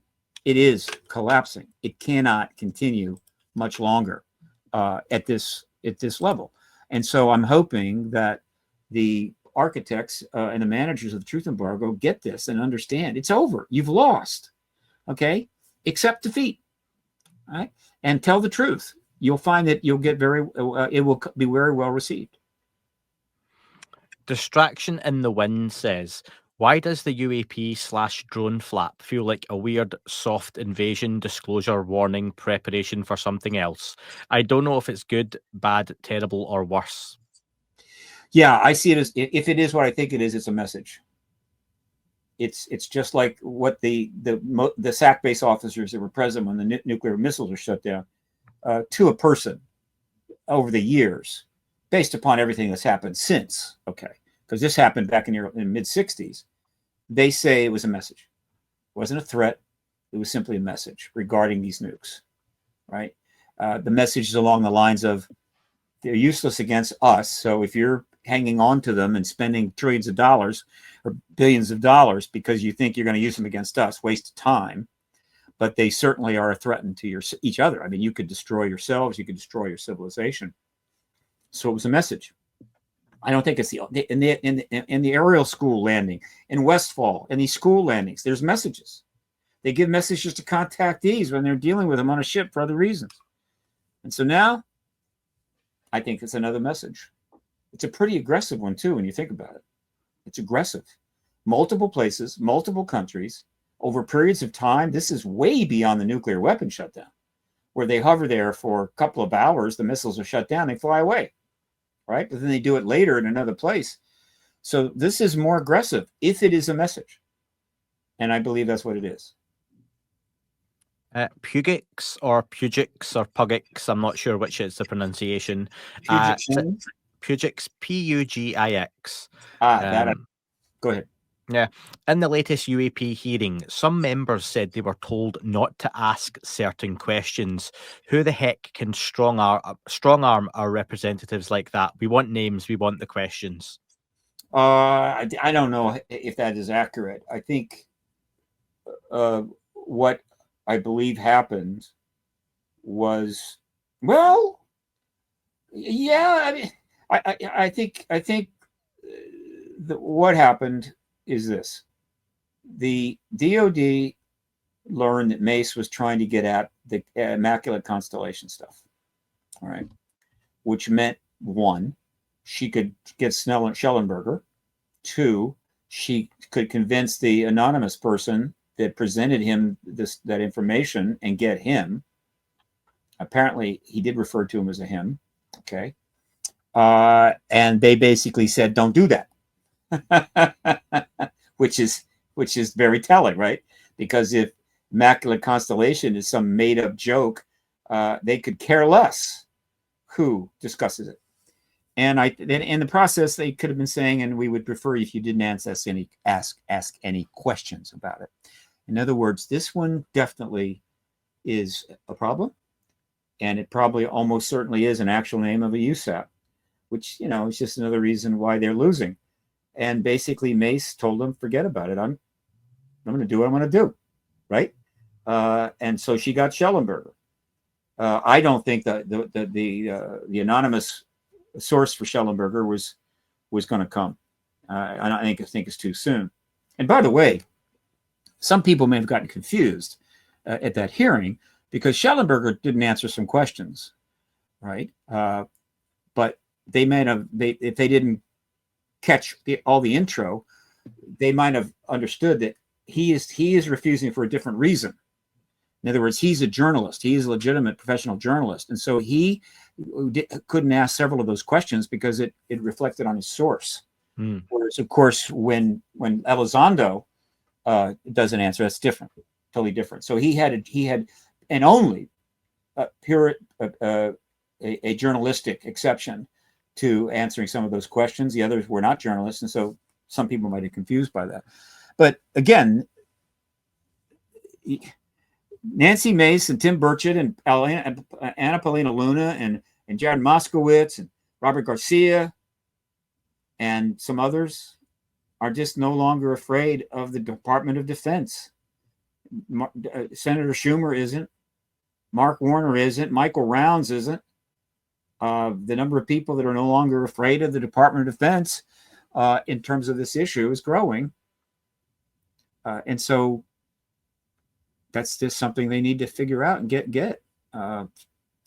Nothing has happened to anybody so far. In other words, there are threats out there. People are getting threatened, but not on this. Now, Grush is an exception, and you can understand the basis for that. But everybody's threatening everybody, but it's mostly over highly partisan stuff. It's not really about this, as far as I know. This next question may be a difficult one for you to answer, Stephen, unless you know directly. It's a bit of a get here. One interested person asks, who are the folks on David Grush's list of witnesses and when are they going to be called in? When is the ICIG getting called and when will subpoena power be used? Look, the answer to that is there is a progression here that can be drawn out or be quick. And it's up to them to decide. This is not a partisan issue. There's no reason to just keep holding hearings in order to cause problems for your opponents, political opponents. It's just a matter of getting to the truth.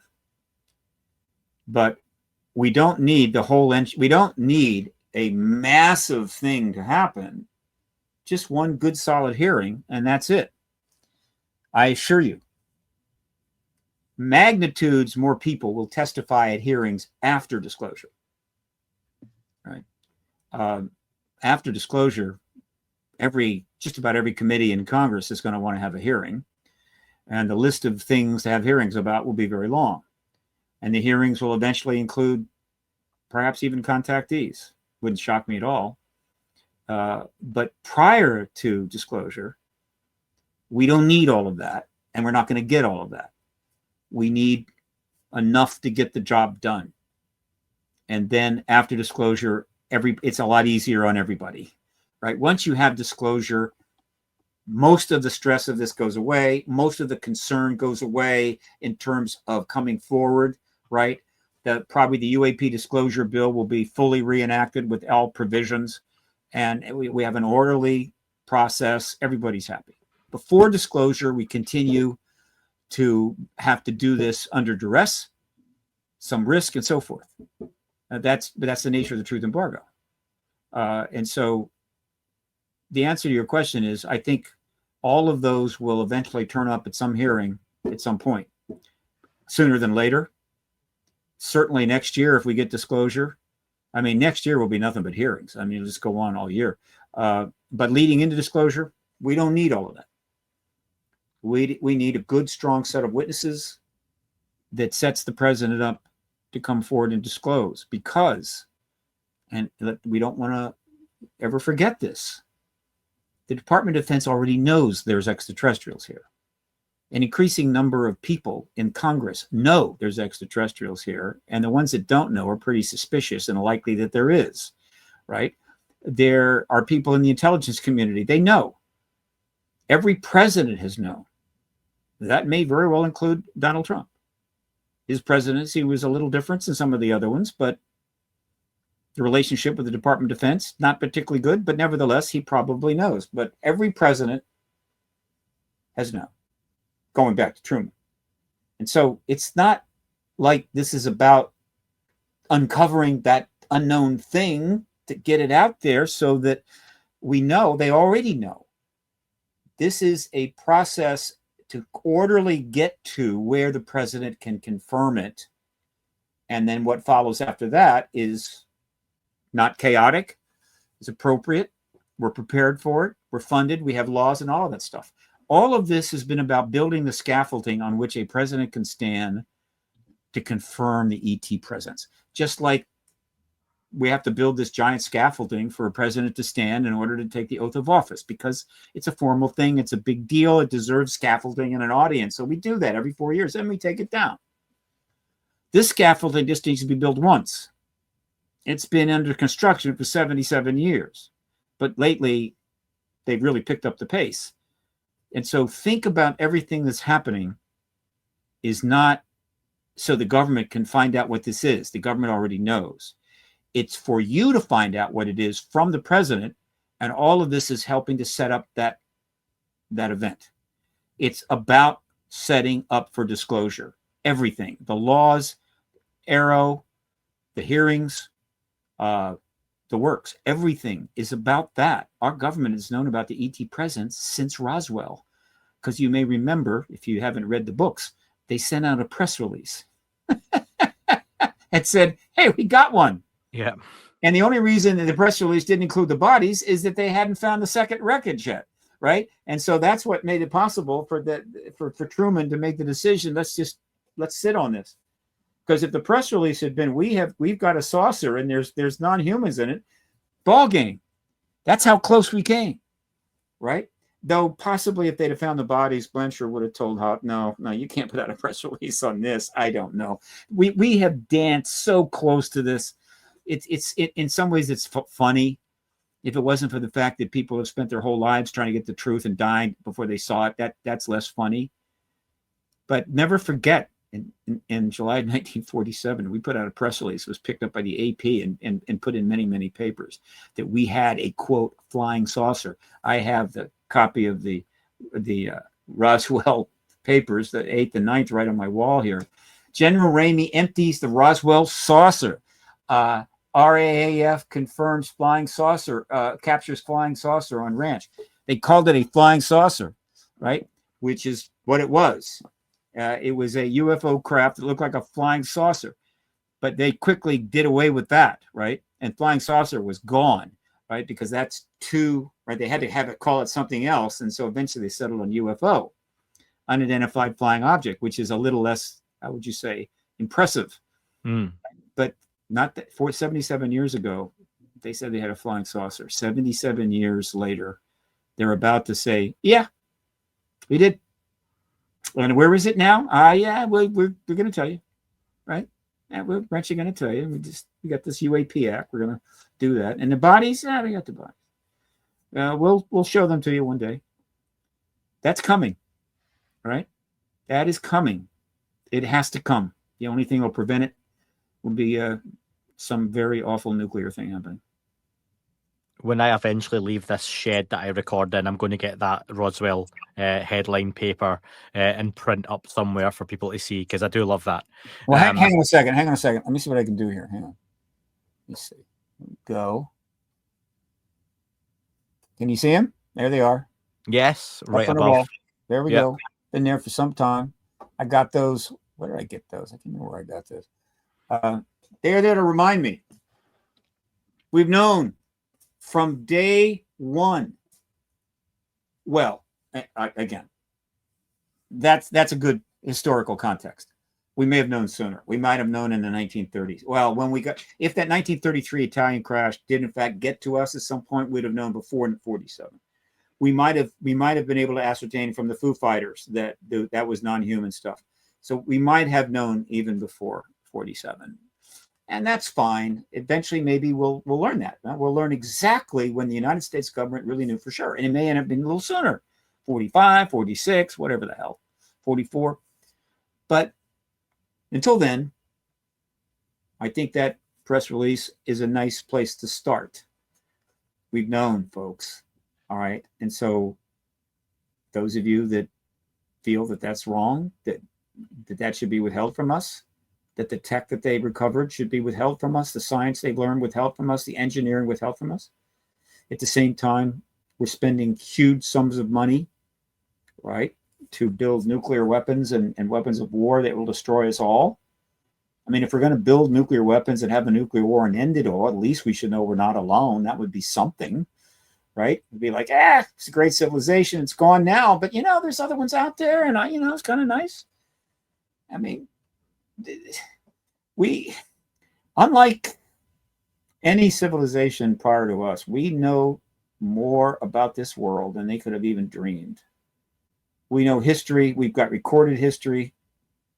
We've seen to the edge of a known universe, 13.8 billion light years out. I mean, we're pretty smart. We have a huge amount of information. We're very knowledgeable.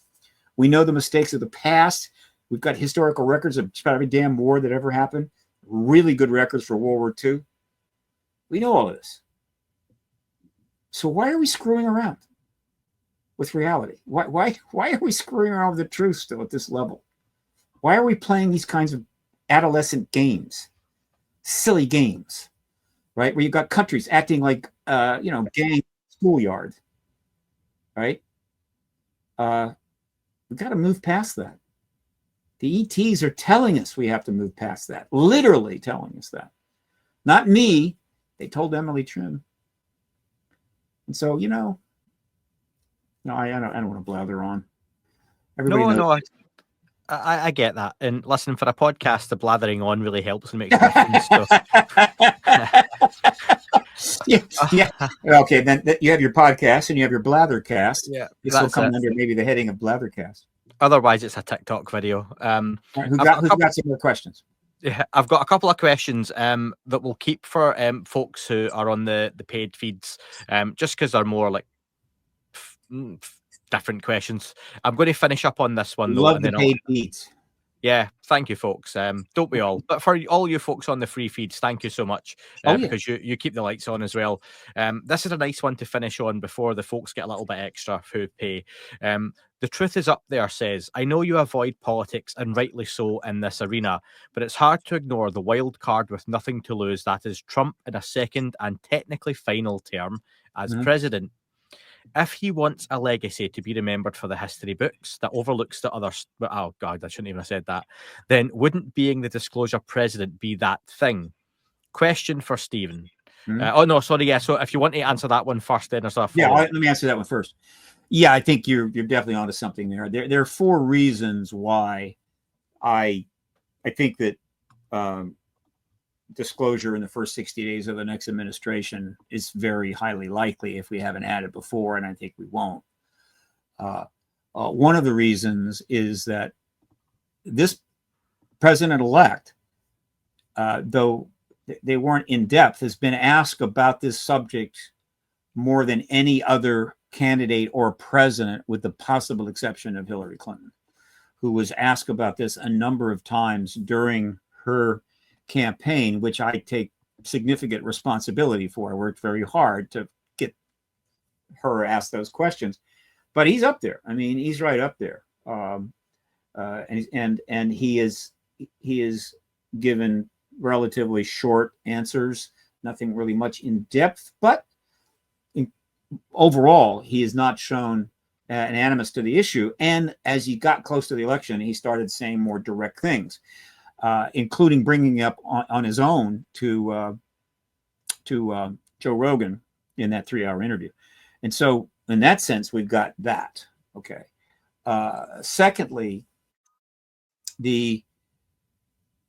once the political situation is fixed at the point that he takes over, there's going to be a lot of controversy and things happening, but nobody's running again for a couple of years. We've got this opening, and so the potential for cooperation is high. And so again, that helps. A third reason is that the Republicans control all 3, both houses and the White House. So that gives him even more protection if he wants to make a move on this. Much less likely there's going to be a problem. I don't think there would be a problem even if the House remained the way it was, but I think that's also favorable. And another reason is of all the presidents that we've ever had, this is a president that pretty much does whatever the hell he wants to do. He's not I mean, I suppose he can be persuaded by those around him on this or that. But in terms of pretty much ignoring the advice he gets, probably no president is more inclined to do that. And so wild card is one way to put it. But let's just say that is his nature. And so consequently, that is another reason why I think that it's very likely to happen. And there will be a huge political legacy. There's no question. Huge political legacy. Even in it, and it will be a huge nonpartisan political legacy, but there will also be a partisan legacy. There will be some serious political capital that comes from being the Republican president that ends the truth embargo, right? Based upon a hearing chaired by a Republican chair of a committee, right? And then, of course, all of the hearings that are going to be held in the post-disclosure world, which will start pretty fast and go on God knows how long, all of them will be chaired by Republican chairs. And so this is a pretty big ball of political capital that the Republicans are going to get. That's not a reason I sell it, I can assure you. I would never sit down in front of Nancy Mace and say, look, you got to get this done because, the Republicans are going to. No, I don't need to do that. They already know that. The Democrats have had plenty of opportunity to get this done, and they chose not to. Okay. And so now it looks as if the ball is going to land, the roulette wheel is going to stop, and the ball is going to land on Donald Trump and the Republican Party. There's still time for it to happen before then. There's some logic to that. There's some reasons why happening it before the next administration is actually probably a positive, right? It eliminates the issue entirely, and that new president can be the first post-disclosure president and not have to deal with this, right? Because there's already a lot going on, right? Gets it done, and also the world may have 2 or 3 or 4 weeks to kind of adjust to it when the new president has to deal with it. So there, from a purely nonpartisan level of comfort of minimal disruption, getting it done ahead of the new administration is probably a good thing to do. But I think they can do it, and I don't want to put any blame here. I mean, you look what's going on. I mean, things are moving very fast and looking very promising as of October 7th, and after October 7th, things were not looking so promising. And then it got worse, and it got worse, and it got worse. And then you had some developments in the Ukraine and so forth. And so let's just face it, history was not cooperating. History's a bitch and does whatever it wants. And so I think that's where the ball's going to drop. So I'm calling it, right? First 60 days of the Trump administration, we get disclosure. Unless something dramatic intervenes. And I assure you, I'm going to be doing everything I can to help make that happen. And my colleagues like Danny Sheehan are going to be doing the same, and Gary Nolan and Elizondo and certainly members of the committees that have already testified, have held hearings. They're going to be trying to get it done. I assure you. So this is going to be a fun time. That's why I got to get my website re-up, because I had to switch it over. I'm a nonprofit now, 501c3, and I got to get it redesigned and then put the big donation module up. And I'm working on it at 2 a.m, and I did something wrong, and one of the pages blew up. And I've got to, I got to figure out. You can't call up WordPress and say, "Help me." No. You got to go on Reddits and things and try to find out. I'm not a webmaster, and I can't afford one. So I hope to get that done today. Yeah, that's something I've got on the to-do list for 2025. And listen, you sort of answered the second part of that question there anyway. So about the early part of 2025. So you've laid your cards on the table as what you hope and expect to happen. So Stephen, let's call it a day at that point, and we'll finish up on the paid feeds for those with a couple of extra questions, just a few more minutes to say thank you. Stephen, do you want to read out, though, just for those of you who are finishing up here and who don't care to carry on the paid feeds and hate me? No, I'm joking, folks. But folks who are maybe finishing here, how can they follow you and your work? Well, look, paradigmresearchgroup.org. is my organization, which is now a 501c3, and I can now receive tax-deductible funding, but I haven't got the module up yet. Though I can give out a Zelle address if one needs it.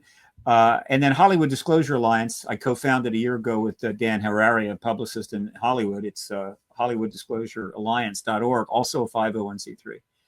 We're trying to help Hollywood make content and get the message right. It's a unique organization. You should check it out, HollywoodDisclosureAlliance.org. It's going to make a difference, but it's 2,500 miles away. New Paradigm Institute is the leading organization on this issue, activist group, newparadigminstitute.org. It's a big deal. Check it out. It's going to eventually grow. Eventually, I think it'll be getting millions of dollars of funding. So it's a leader. And then you've got the Soul Foundation, also a nonprofit. That's the science think tank put together by Gary Nolan. That's out of Stanford. You've got the UAP Disclosure Fund out of San Francisco, which is a 501c4. That needs money. So those of you who are, bought crypto early, you got a lot of nice groups here that you could help fund that are really trying to, make sure this embargo gets done. But most of these groups, including me in my rebirth here, we're all preparing for the post-disclosure world. I mean, we're going to try to keep the disclosure thing going, get it done, but we're preparing for the post-disclosure world now because it's coming, right? And that's when things get really interesting and fun, I think. And so these are groups you want to support. The Contact in the Desert conference, which I work on, is now scheduled. Contactinthedesert.org or com, I think it's .com. And soon there'll be some speakers going up and so forth. It's going to be, I think, again, end of May, early June, like before. Major conference, which could be quite extraordinary given what could happen between now and then. So check out contactinthedesert.com. Buy your tickets early. Get ready to come. I'll be there, of course. And we'll probably have quite a speaker lineup.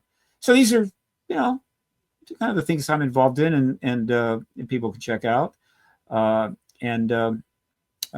check in my website in a few days because it's being reformed and it's going to be much more usable, easier to follow, and also it's more purposeful. It is not just going to be Steve's activism. It is, in fact, going to become a think tank and a resource for the post-disclosure world, and while at the same time dealing with the disclosure process. So wish me luck. It's just WordPress. How hard can it be? That is all for this episode. Thank you very much for tuning in. Don't forget to leave the podcast a review on your chosen platform. Apple and Spotify do make a huge difference to the algorithm. If you're checking the show out on YouTube, please don't forget to like and leave a comment on here as well. Any sharing you do is very much appreciated on any social media platform. And finally, you can listen to shows ad-free and sponsor-free in their glorious full versions by subscribing for less than the price of a coffee on Apple, Spotify. Just search That UFO Podcast Premium. YouTube, you can sign up and be a member, or you can do that through patreon.com. Thank you very much for listening, folks. It wasn't a tic-tac and not quite a saucer, more like a hubcap designed by Chaucer, a little baroque and quite steampunk, like Alice was playing bass for the Parliament of Folk. The little fucker hovered right outside of my window, and when I shoved out the screen, he made it an issue. I don't think he expected me to see his ass, but I'd had some champagne and smoked a little grass.